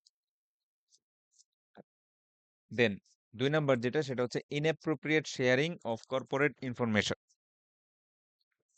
এই জিনিসটার মানে হচ্ছে যে অনেক সময় দেখা যায় যে একজন আইটি প্রফেশনাল আরেকটা আইটি প্রফেশনালকে বিভিন্ন বিভিন্ন তথ্য বা, আচ্ছা আমাদের ইয়াও শেষ, টাইমও শেষ, এই পয়েন্টটা পড়ি, তারপর একটা নতুন লিংক দিব, ওটাতে জয়েন করতে। তো অনেক সময় দেখা যাচ্ছে তারা গল্প করে, কথাবার্তা বলতে থাকে, বা ইভেন এক কোম্পানির ইনফরমেশন আরেক কোম্পানির আইটি প্রফেশনালের কাছে অনেক ক্ষেত্রে তারা সজ্ঞানে হোক অজ্ঞানে হোক সেটা সেল করা হোক কিংবা অনেক ক্ষেত্রে কনসাসলি নন কনসাসলি তারা শেয়ার করে ফেলে। এটা কিন্তু একটা বড় ধরনের প্রবলেম। যেমন ধরেন আপনি একজন সফটওয়্যার ইঞ্জিনিয়ার, আরেকটা সফটওয়্যার ইঞ্জিনিয়ারের সাথে একই লেভেলে চাকরি করেন। কথা বলতে বলতে এনিহাও আপনার বেতন বলে দিছেন। কথা বুঝছেন? আপনার বেতন কত পান এটা জানাই দিছে। আচ্ছা, আমরা যারা জব করি তাদেরকে কোম্পানি ফার্স্টেই বলছে না যে আপনার বেতন যাতে অন্য কেউ না জানে? জি স্যার, হ্যাঁ, মাঝে এটার মাঝে রিজনটা বলে কি স্যার? কারণ না স্যার, যাতে আমি আপনার অন্য এগুলো কারোর পাই সাথে নাই। হ্যাঁ, অনেক মানে ভালো, ভালো অনেক জায়গায় আছে যে ইয়া করে। যেমন কথার কথা আমি ধরেন আপনাদের বর্তমানে হচ্ছে লেকচারার, এটা হচ্ছে আমার পোস্ট। সব লেকচারার কিন্তু সেম বেতন পায় না। এটা জানেন? হ্যাঁ জি স্যার, স্যার, জানি কেউ সেটা। কম পাবে কেউ বেশি তাহলে পাবে। হ্যাঁ, কেন? কারণটা হচ্ছে একেকজনের সাথে ডিলটা আলাদা, আলাদা হইছে। এইচআর এর কাজটাই এটা যে সে একেকজনের সাথে আলাদা, আলাদা একটা বেতন মানে এইচআর এর দায়িত্ব থাকবে যত কমানো যায়, আর আমার দায়িত্ব থাকবে আমি যত বেশি চাইয়ে নিতে পারি। তো এখন ধরেন কাউরে যদি বলে যে আপনি 20,000 টাকায় কাজ করুন, সে রাজি হয়ে গেল। তো এইচআর কি বলবে, ভাই আপনি একটু কম বলছেন, আরো 5,000 বেশি দিয়ে দিন। সে কি বলবে? বলবে না। সে বলবে না, হ্যাঁ ঠিক আছে, আপনি 18,000 এ করেন, 20 দিব 6 মাস পরে। সে আরো খুশি। তো যাকে যেভাবে ম্যানেজ করা যায় আর কি, এরকম গল্প মানে করতে করতে বেসিক্যালি স্যার এক্সপেকটেশন অনুযায়ী যে যেটা দিতে হ্যাঁ, পারবে বা যেটা সেইটাই। নিতে পারবে। মানে এটা না যে তার তার কিন্তু অ্যাকচুয়ালি বাজেট ছিলই 25,000 দেওয়ার। এখন ক্যান্ডিডেট কম চাইয়ে বসছে। ঠিক আছে? সে তো এখন বলবে যে ঠিক আছে, ঠিক আছে, ঠিক আছে। হ্যাঁ, আমি রাজি। এরকম অনেকটা ঠিক বিষয় থাকে। তো আ যেটা হয় যে আইটি ওয়ার্কাররা অনেক সময় কথা বলতে, বলতে এগুলো এটা তো বেতনের কথা বললাম একটা উদাহরণ দেওয়ার জন্য। যে কোম্পানির এমন কিছু সিক্রেট বা কিছু প্রাইভেট ইনফরমেশন শেয়ার করে ফেলে যেটা জানলে কোম্পানির সমস্যা হইতে পারে। ঠিক আছে? যেটা জানলে প্রবলেম হতে পারে। যেমন আমি যদি আরেকজন লেকচারার শুনি সে আমার চেয়ে ৫,০০০ টাকা বেশি বেতন পায়। স্বাভাবিকভাবে এরপরে আমি রেজুমে মানে ইয়া করব। অন্যান্য কোম্পানিতে রেজুমে দেওয়া শুরু করব। যে আমি থাকবো না এই কোম্পানি আমাকে কেন কম দিচ্ছে বা এইচআর এ গিয়া ঝামেলা করব। তো যার কারণে এটাও একটা বড় সমস্যা। এক আইটি ওয়ার্কারের সাথে আরেক আইটি ওয়ার্কার অনেক ক্ষেত্রেই ইনফরমেশন শেয়ার করতে, করতে কোম্পানির কিছু প্রাইভেট বা আ যেটাকে আমরা বলি রেস্ট্রিক্টেড কিছু ইনফরমেশনও শেয়ার করে ফেলে। এটা একটা ethical issue between IT workers and other IT professionals. আমরা এখন একটা নতুন লিংক দিচ্ছি। কারণ এই লিংকটা বন্ধ হয়ে যাবে। ফ্রি লিংক ১ ঘন্টার বেশি কাজ করে না।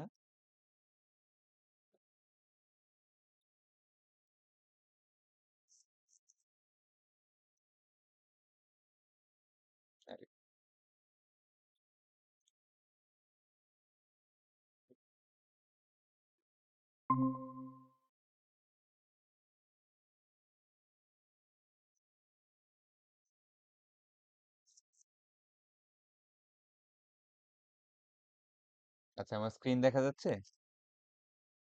জি স্যার। তাহলে আপনাদের মেসেজ বক্সে আমি পিন করে রাখছি নতুন লিংকটা। এটা দিয়ে সবাই জয়েন করেন। আমি আপনাদের গুগল ক্লাসরুমেও এডিট করে দিতেছি।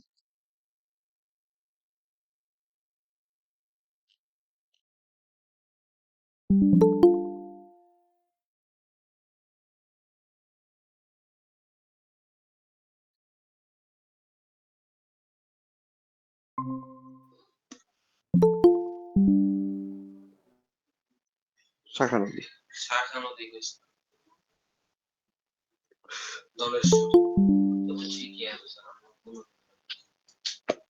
ধলেশ্বরী দিয়া পরে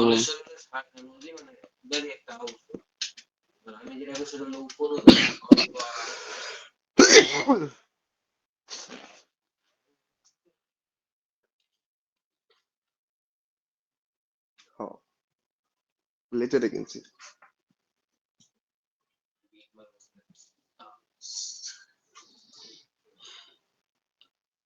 2288 রাংখিয়াং, অনুষ্ঠানে আছি। আচ্ছা, ঠিক রাং আছে। খিয়াং কি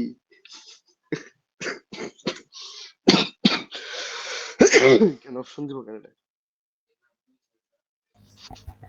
প্রান্ত ব্রাদার ডলেশ্বরে আমিও যাবো, নিয়ে যাও।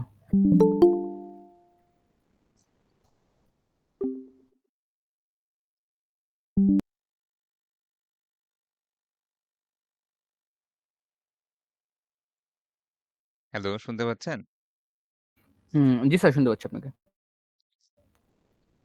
হ্যাঁ।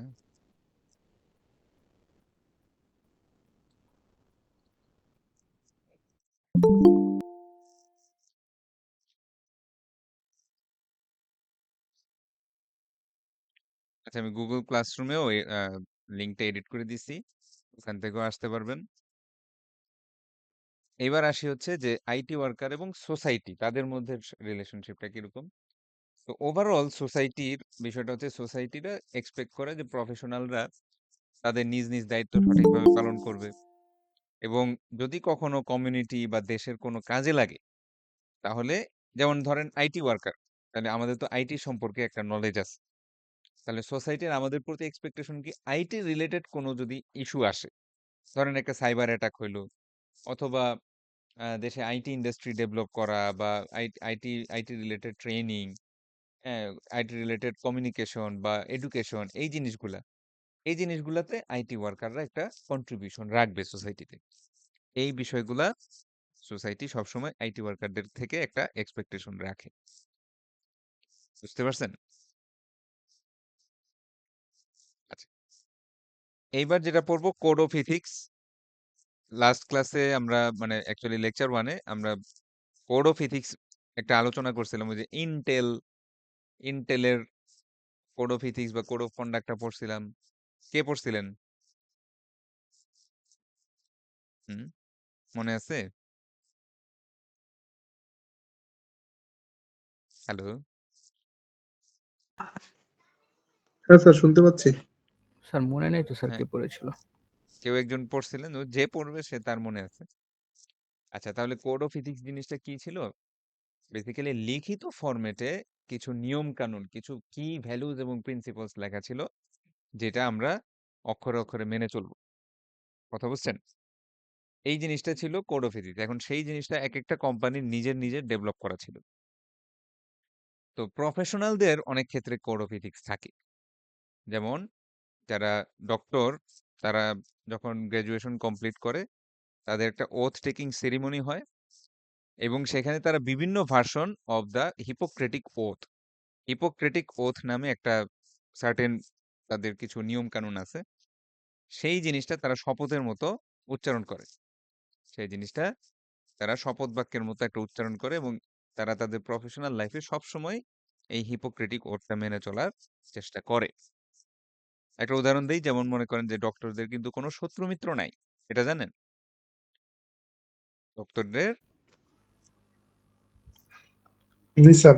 হ্যাঁ, ডক্টরদের কিন্তু কোনো শত্রু কিংবা মিত্র নাই। একটা যুদ্ধের সময় ধরেন আমাদের ৭১ সালের মুক্তিযুদ্ধে বাংলাদেশি ডাক্তাররা কিন্তু পাকিস্তানিদেরও চিকিৎসা করছে।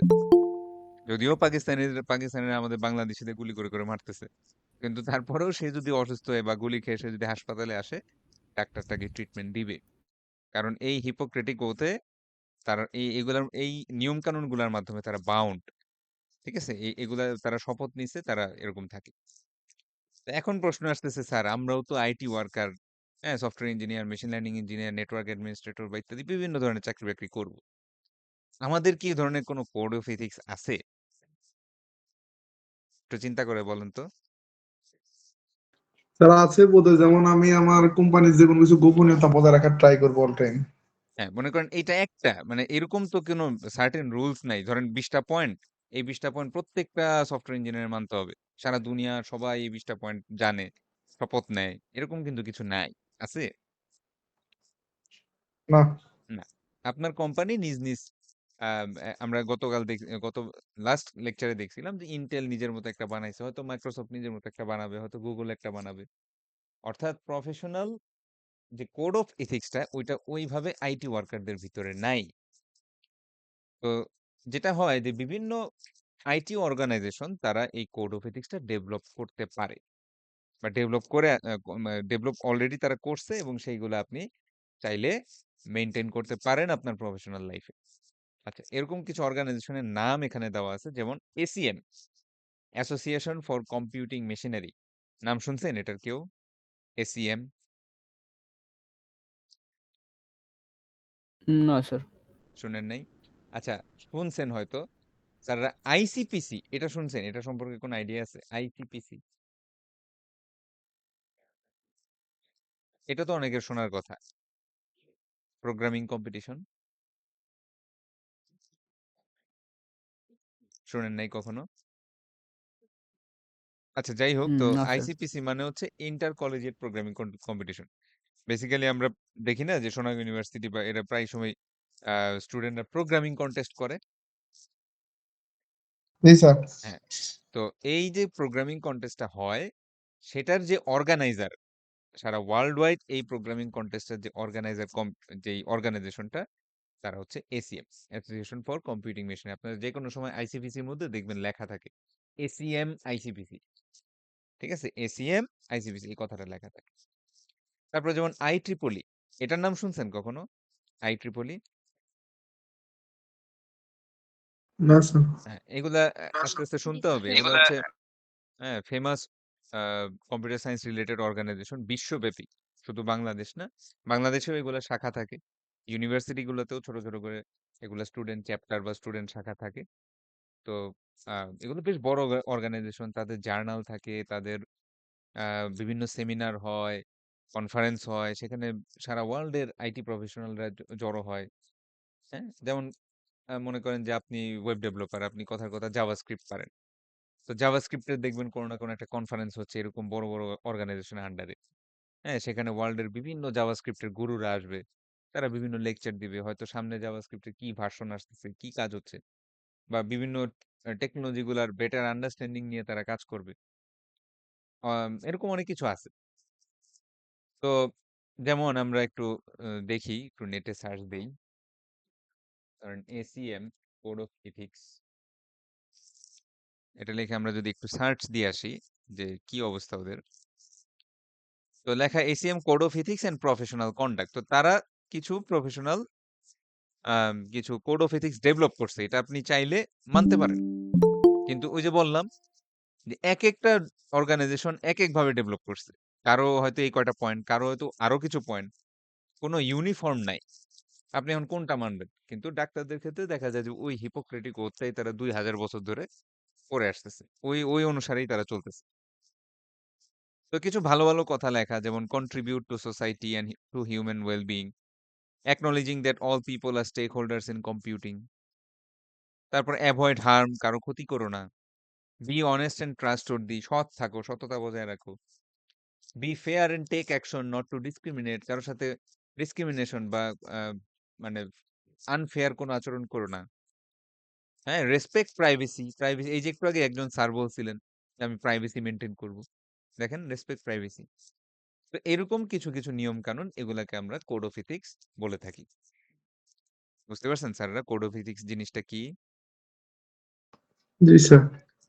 ওকে, এবার আসি হচ্ছে লাইসেন্সিং এন্ড সার্টিফিকেশন। আচ্ছা স্যার, একটা জিনিস আমাকে বলেন তো, ধরেন যে আমার বাবার গাড়ি আছে, হ্যাঁ, বা একটা হুন্ডা আছে, একটা বাইক আছে, তো আমি ছোটবেলা থেকেই এই গাড়িটা চালাই। তো এখন আমার বয়স হচ্ছে ধরেন কথার কথা 14 বছর, তো আমি গাড়িটা নিয়ে বের হইছি, কোনো অ্যাক্সিডেন্ট ট্যাক্সিডেন্ট করি নাই, কিছুই হয় নাই। জাস্ট রুটিনলি আমাকে কোন একজন ট্রাফিক পুলিশ আটকাই, গিয়ে দেখলো যে আমি একটা ছোট 14 বছরের ছেলে গাড়ি চালাচ্ছি। তো আমার কি স্যার কোনো শাস্তি হবে? জি স্যার, যেহেতু হবে মানে স্যার। 18 আপনি বছর বয়স, বয়স এখনো হয় আচ্ছা নাই ধরেন তার। আমার 18 বছর বয়স হয় নাই বা আমার হয়তো লাইসেন্স নেই, আপ- আপনার কিন্তু হাতে স্যার গাড়ি আমি তো দিচ্ছে। কোনো অ্যাক্সিডেন্ট করি নাই, আমি তো খুব ভালো গাড়ি চালাই, ছোটবেলা থেকেই গাড়ি কিন্তু চালাচ্ছি আমি। স্যার তাদের একটা নিয়ম মাফিক আছে যেখানে কিনা 18 বছরের নিচে সে করতে পারবে না অথবা লাইসেন্স ছাড়া চালানো যাবে না। হ্যাঁ, থ্যাংক ইউ। এইবার তাহলে আসেন হচ্ছে লাইসেন্সিং জিনিসটা কি।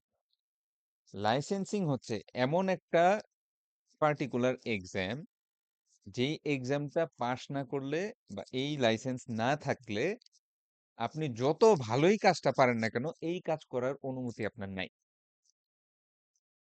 ব্যাপারটা কি বুঝছেন? জি স্যার।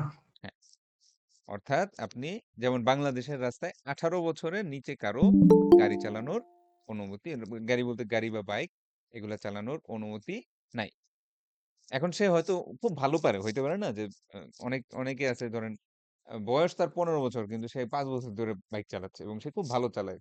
খুব সেফলি চালায়। কোনো অ্যাক্সিডেন্ট হয় না। ঠিক আছে? কিন্তু তারপরেও সে কিন্তু ওই সার্টেন কাজটা করতে পারে না। ঠিক যেরকম আমরা বলছিলাম যে আপনি যদি ডাক্তার না হন, আপনি যতই ভালো পারেন, আপনি সার্জারি করতে পারবেন? একটা সিজার অপারেশন করতে পারবেন ডাক্তার না হইলে? ওই এমবিবিএস না স্যার। ডিগ্রিটা না থাকলে? আচ্ছা। তাহলে আমরা দেখি যে licensing is required by law. আইন দ্বারা এই লাইসেন্সিংটা কি থাকে?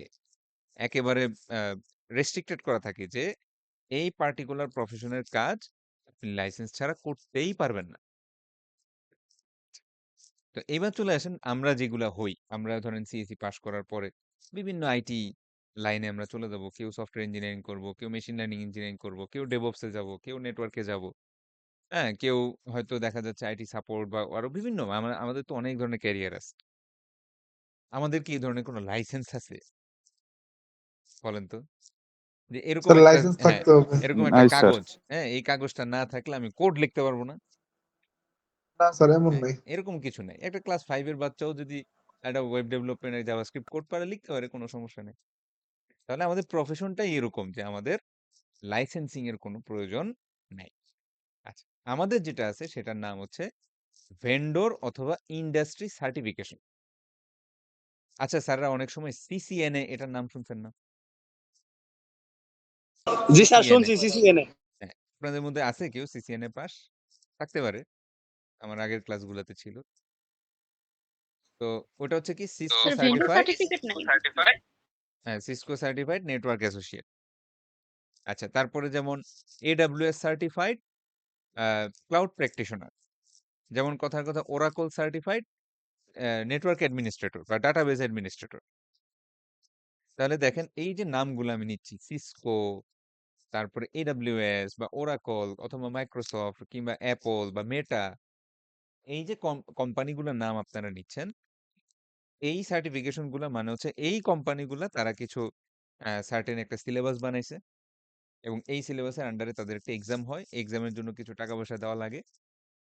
তো এই এক্সাম পাস করলে বোঝা যায় যে অ্যাটলিস্ট এই কোম্পানি আপনাকে সার্টিফাই করতেছে আপনি এই স্কিলগুলা পারেন, এই পার্টিকুলার জিনিসগুলা পারেন। বুঝতে পারছেন?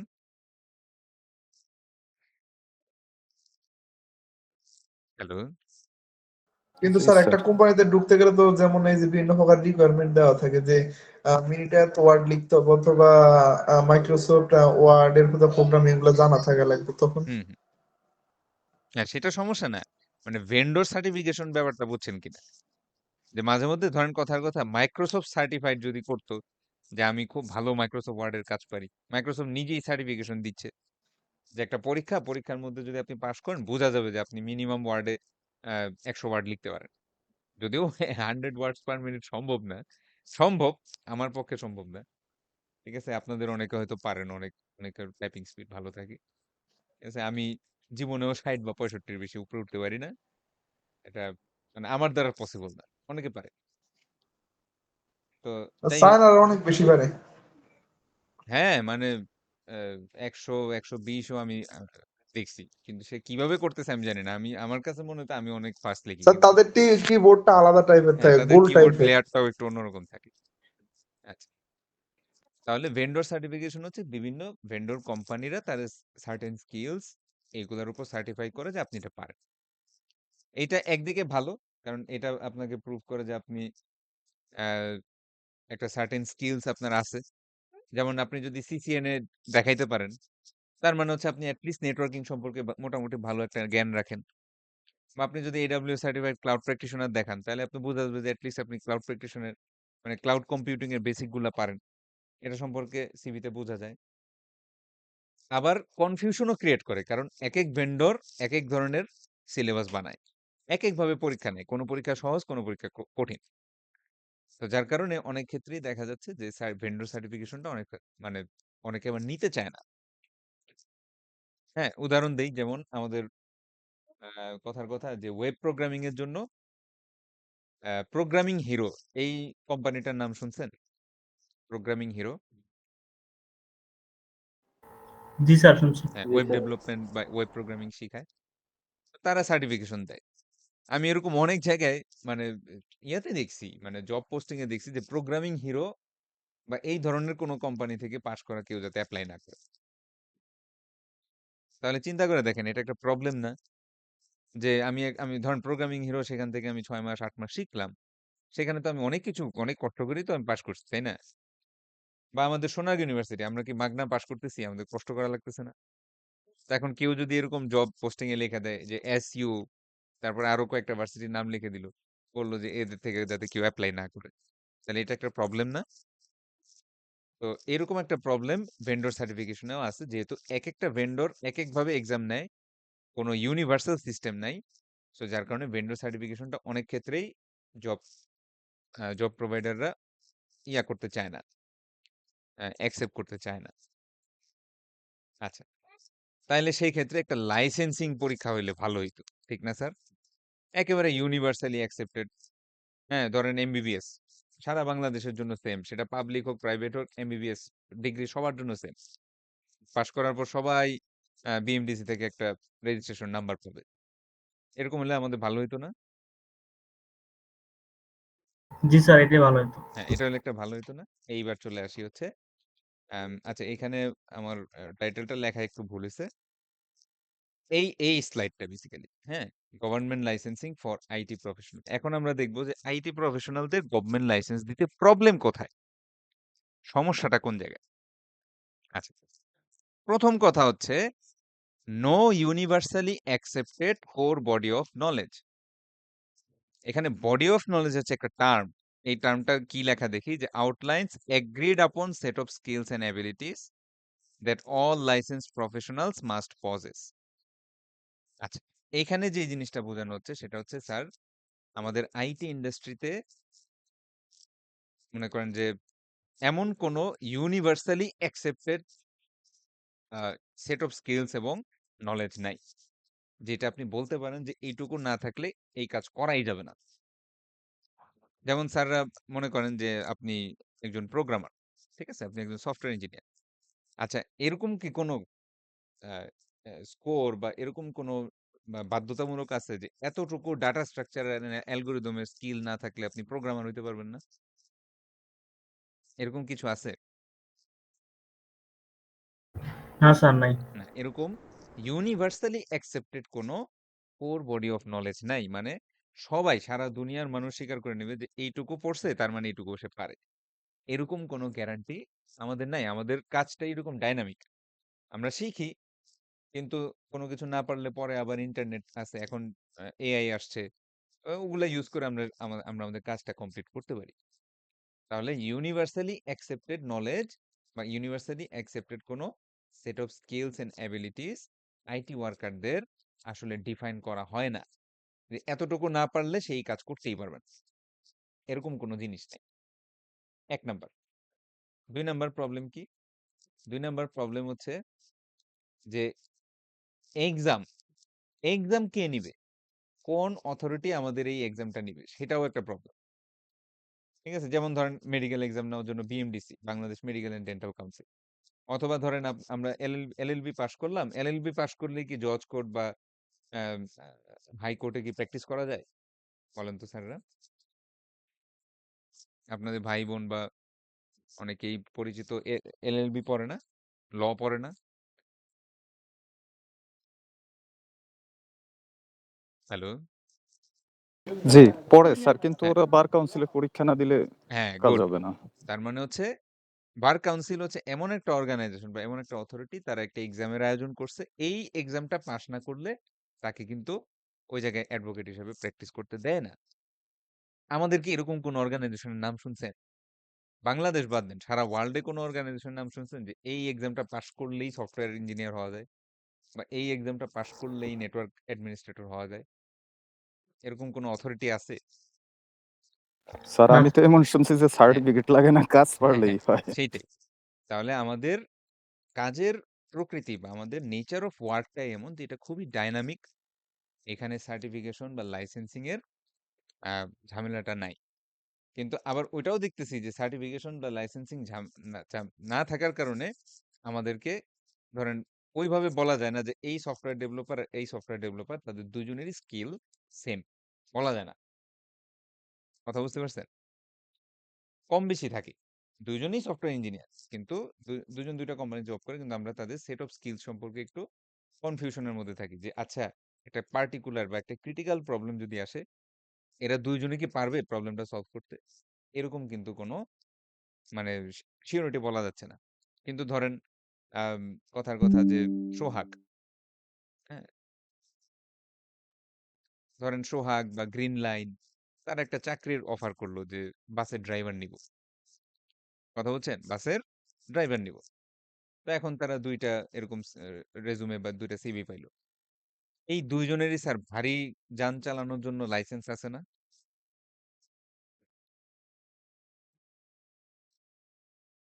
হুম? জি স্যার থাকবে। হ্যাঁ, থাকবে। কারণ তারা বাস ড্রাইভার হওয়ার মানে ওখানে কিন্তু ভালো বেতন। এইসব মানে বড়, বড় বাস কোম্পানিতে ড্রাইভারদের কিন্তু ভালো বেতন থাকে। তো এট লিস্ট কোম্পানি তো আর এই টেনশনে পড়বে না যে আচ্ছা এই লোক কি গাড়ি চালাইতে পারে?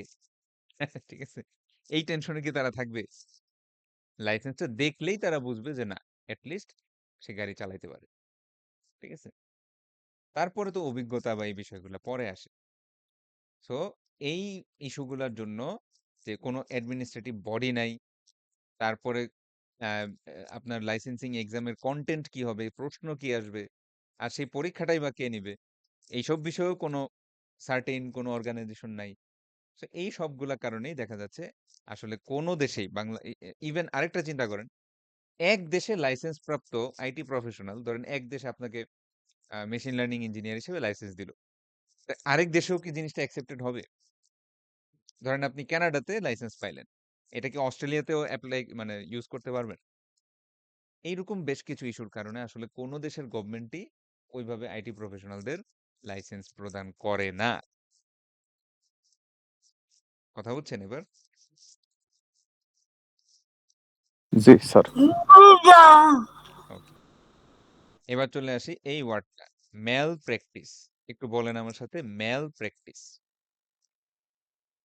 ম্যাল প্র্যাকটিস। হ্যাঁ, ম্যাল প্র্যাকটিস। গুড।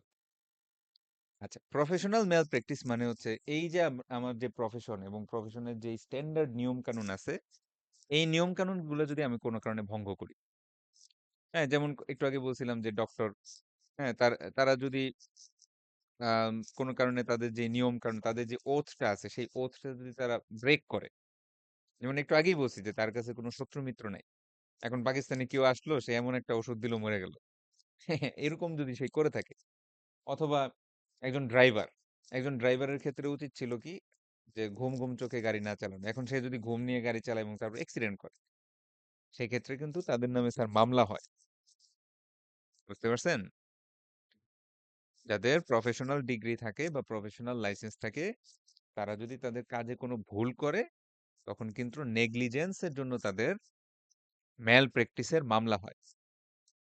কথাটা বুঝছেন? জি স্যার। হ্যাঁ। এইবার আসেন যদি আমরা আইটি ওয়ার্কাররা কোনো মিস্টেক করি। হ্যাঁ, ধরেন কথার কথা যে আপনি একটা কোম্পানিতে জব করেন। তো কোনো কারণে হোক আপনি বেশ মানসিক প্রেশারের মধ্যে আছেন বা এনি হাউ নেগলিজেন্স হইতে পারে অর্থাৎ অসতর্কতা, হ্যাঁ, কোনো একটা কারণে আপনি কোম্পানির ডাটাবেস ডিলিট করে ফেলছেন। কথা বুঝছেন? এবং এই ডাটাবেসটা ডিলিট করে ফেলার কারণে মিলিয়নস অফ ইউজারের রেকর্ড ভ্যানিশ হয়ে গেছে। এরকম কোন একটা মানে ভুল আপনার দ্বারা হয়েছে। সেটা যদি আর্থিক বিচারে করেন লাখ, লাখ কোটি, কোটি টাকার ক্ষতি হয়ে গেছে। এখন প্রশ্ন আসতেছে আপনার নামে এই ম্যাল প্র্যাকটিস মামলা দেওয়া যাবে কিনা? বলেন স্যার তো দেওয়া স্যার? যাবে। হুম, অ্যাকচুয়ালি দেওয়া দেওয়া যাবে না। যাবে। অ্যাকচুয়ালি আইটি ওয়ার্কারদের কাজে ভুলের জন্য ম্যাল প্র্যাকটিসের মামলা হয় না। তাহলে অন্য স্যার এত ধর কোটি টাকা যে লোকসান হলো। হ্যাঁ, ওটার জন্য তার ওই জবই যায়। ঠিক আছে? মামলা ভুলের জন্য হয় না। কথাটা বুঝছেন? কারণ এই প্রফেশনটাই এরকম যে এই প্রফেশনে যেমন সত্যি কথা বলতে কি এই ব্যাপারটা এরকম যে একজন জুনিয়র ডেভেলপার অথবা একজন ইন্টার্ন ইভেন অনেক ক্ষেত্রে মোটামুটি ৩-৪ বছর জব করছে সেও অ্যাকচুয়াল ডাটাবেসে অ্যাক্সেস পায় না। কথা বুঝছেন? সে অ্যাকচুয়াল ডাটাবেস বা এই ধরনের সেনসিটিভ কোনো সোর্স কোডে সেও অ্যাক্সেস পায় না। সে যেটা করে, সে একটা কোড লেখে, এই কোডটা গিটহাবে মার্জ হয়, একজন সিনিয়র সফটওয়্যার ইঞ্জিনিয়ার এটা রিভিউ করে, এবং রিভিউ করার পরে উনি যখন এটা অ্যাপ্রুভ করে তখন সেই কোডটা মেন কোডের সাথে মার্জ হয়। অর্থাৎ আপনি কোড লিখলেও এই কোডটা সরাসরি আপনার অ্যাকচুয়াল কোড বেসে চলে যায় না। তখন এই জন্য এই ধরনের মিস্টেক যদি হয়েই যায়, তো সেটা কেমনে হইতে পারে? হয়তো আপনার সিনিয়র সফটওয়্যার ইঞ্জিনিয়ার বলতে পারে যে, এই আমি একটা বিয়ের অনুষ্ঠানে যাব, তুমি এই কাজটা করে রেখো, পারবা না? হ্যাঁ, সহজ, চ্যাট জিপিটি মেরে দিও, সমস্যা নেই, আমি একটু যাই। বাস, আপনিও চ্যাট জিপিটি মেরে কোড করছেন, মার্চ করার পরে কোডের 12টা বাজছে। তো যাই হোক, তো বেসিক্যালি আইটি ওয়ার্কারদের কোনো ভুলের জন্য তার সিনিয়রিটি যে লেভেল, এই অনুসারে শাস্তি হয়। ওইভাবে ম্যাল প্র্যাকটিস মামলা হয় না। কিন্তু একজন স্যার ডক্টর যদি তাহলে কি তার থেকে জরিমানা নেওয়া হয় হ্যাঁ, বা হয়তো কোম্পানি তার থেকে? জরিমানা বা চাকরি বা হয়তো তার কোনো বেতন বা বোনাস বা কোনো বেনিফিট যদি তার পাওয়া ছিল সেগুলো বাদ দিয়ে দিবে। আলটিমেটলি জব চলে যায়। কিন্তু ওরকম মানে আলটিমেটলি জব চলে যায় অথবা বেতন আটকে যায়। হ্যাঁ, বেতন আটকে যায়, বা বেতন হয়তো তার 2 মাস বেতন পাইতো বা কিছু বোনাস পাইতো, ওগুলা দিবে না। কিন্তু এটলিস্ট জেল খাটা লাগে না। কথা বুঝছেন?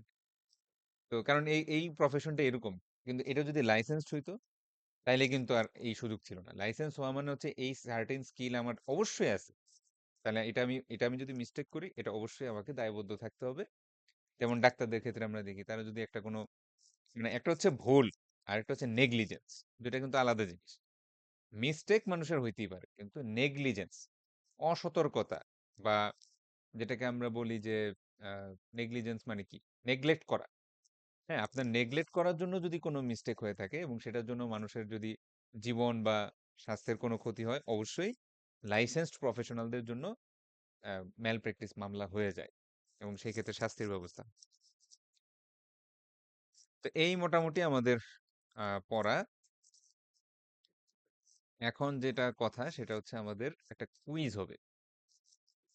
কথা বুঝতে পারছেন? চ্যাপ্টার 1 এবং চ্যাপ্টার 2, এই দুইটা চ্যাপ্টারের উপরে, অর্থাৎ লাস্ট যে 3টা লেকচার আমরা দিছি, সেই 3টা লেকচারের উপর আমরা কুইজ দিব সামনের সপ্তাহে। আপনারা যেহেতু অনলাইন ক্লাস, সেহেতু আমি কুইজটা একটা অ্যাসাইনমেন্টের মতো দিব। একটা সার্টেন অ্যামাউন্ট অফ টাইম ধরে দিব, ওই টাইমের ভিতরে জমা দিবেন, ঠিক আছে? মানে স্যার অনলাইন এক্সামের মতো, তাই না? অনলাইন এক্সামের মতো একটা অ্যাসাইনমেন্ট থাকবে, একটা সময় থাকবে, এই সময়ের মধ্যে আপনারা অ্যাসাইনমেন্টটা জমা দিবেন। কারণ আপনারা তো সরাসরি নাই। সরাসরি থাকলে আমি হয়তো একটা মানে একটা টাইম বাইন্ধা দিতাম, কিছু প্রশ্ন দিতাম, আপনারা হাতে লিখতেন। তো সেটা যেহেতু সম্ভব না, তো আমাদের এটা অনেকটা অ্যাসাইনমেন্টের মতো একটা কুইজ হবে। তো মোটামুটি অনলাইনে কুইজ সাবমিট করতে তো পারেন, গুগল ক্লাসরুমে পারেন না সবাই? জি স্যার। হ্যাঁ, জি এই স্যার পারি। প্র্যাকটিস তো জি আছে। আর স্যার। কেউ যদি না পারেন, তাহলে একটু হেল্প করেন। যারা সিআর বা যারা একটু সিনিয়র আছেন, ভালো বুঝেন, যারা একটু কম বুঝে তাদের একটু শিখাই দেন যে কিভাবে একটা কভার পেজ বা লেখাটা কিভাবে ধরেন আমরা তো ক্যাম স্ক্যানার বা এই ধরনের কোনো একটা অ্যাপ্লিকেশন দিয়ে ছবি তুলি, হ্যাঁ, একটা পিডিএফ ফাইল বানাই এবং এই পিডিএফ ফাইলটা আপলোড করি, এই জিনিসগুলো পারেন না? জি স্যার। স্যার ফার্স্ট তা- সেমিস্টারে আমরা এইভাবে ফাইনাল পরীক্ষা দিয়েছি স্যার। হ্যাঁ, তাহলে ওই সেম স্টাইলে আপনারা করবেন। কুইজের কোশ্চেন আসবে, কুইজটা জমা দিয়ে একটা নির্দিষ্ট টাইমের ভিতরে জমা দিবেন, ঠিক আছে? নেক্সট ক্লাসে আমরা তাহলে কুইজ দিচ্ছি চ্যাপ্টার 1 আর চ্যাপ্টার 2। আহ আমি চ্যাপ্টার 2 এর স্লাইডটা দিয়ে দিচ্ছি। আপনাদের তো রেকর্ডিং তো পাচ্ছেন নাকি? জি স্যার, রেকর্ডিং আছে হ্যাঁ, স্যার। রেকর্ডিং গুলা আমি স্যার প্লেলিস্টের আমাদের লিংক, স্যার আমরা টাইম কেমন পাবো স্যার কুইজের জন্য? ওই প্রশ্ন অনুসারে যতটুকু সময় দেওয়া যায়। বেসিক্যালি আমাদের মিড টার্মে 10 মার্কের একটা প্রশ্নের উত্তর দেওয়ার জন্য মোটামুটি আধা ঘন্টা সময় পাওয়া যায়, ঠিক না? জি স্যার। 1.5 ঘন্টা সময় 3টা প্রশ্ন, তো ওরকমই টাইম পাবে, ঠিক ওকে আছে? স্যার। তো নেক্সট ক্লাসে এটা আর হচ্ছে অবশ্যই আগেও বলছি, প্রথম ক্লাসেও বলছি যে স্যার এই যে দেখতেছেন পিপিটি, এই পিপিটি কিন্তু আপনার পড়ার টপিক না।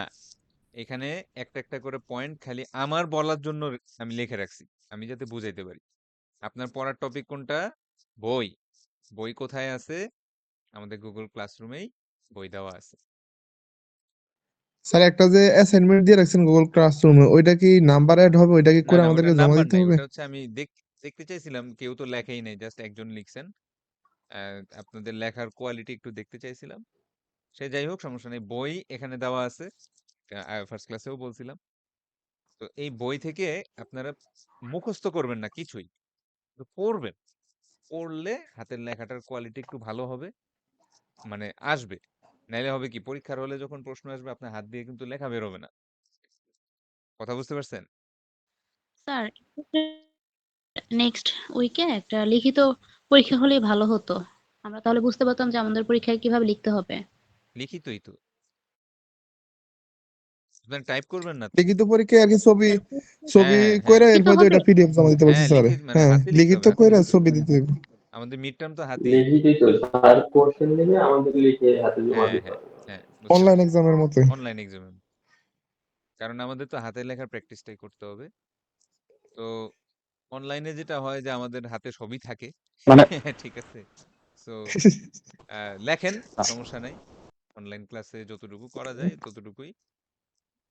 তবে কিন্তু মিড টার্মে কিন্তু আর ওই সুযোগটা পাচ্ছেন না। সো ওইটা মাথায় রেখা আপনারা বইটা পড়েন, নিজের মন মতো লেখেন। আর ইয়া তো পাবেনই, এটা রিটার্ন তো পাবেনই। ঠিক আছে, তাহলে আজকের ক্লাসে কোনো কোয়েশ্চেন বা কনফিউশন? না স্যার।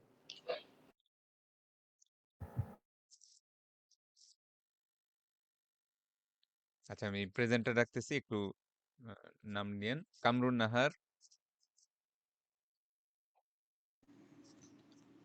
ইয়াসমিন আক্তার, মাহমুদুল হাসান, মুমতাহিনা হক জারিন, প্রেজেন্ট স্যার। মুসলিমা বিনতে আহসান, সাইমুল হক, মেহেদি Hossain, yes sir, Girishchandra Howlader,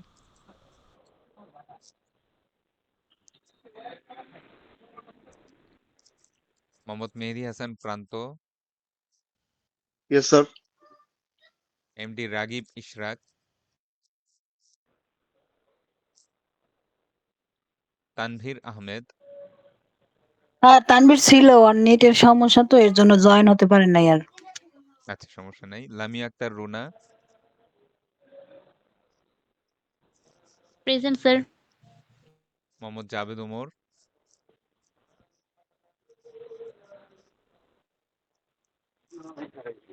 Sunita Rani Sarkar Swarna,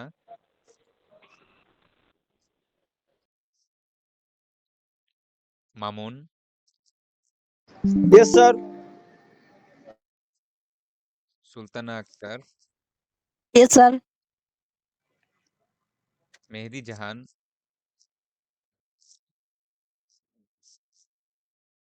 Mohammad Amir Hossain, yes sir. Mohammad Hannan Ali, present sir. Zahurul Sheikh, present sir. Abir Hasan মেহেদি,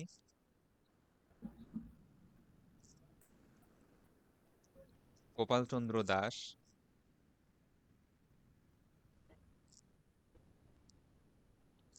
Raisul Islam, Yes, sir. Sabbir Ahmed Sifat, Yes, sir. Moshiur Rahman, yes sir. Ataur Rahman, sir Ataur Rahman join হয়েছিল স্যার, বারবার কেটে যাচ্ছিল তো এই জন্য গোলাম আশা মোস্তফা, গেছে। Yes, sir. Mohammad Al Amin, yes sir. Zishan Mridha Shaon, yes sir, Mohammad Mizan Ashraf. yes sir, আচ্ছা, কারো কি মিস গেছে? sir শুরুতে মিজান আশরাফ last, হ্যাঁ দিছি মেসেজ। আচ্ছা, ক্লাসরুমে জানি কে বলছিল, দেখি তো।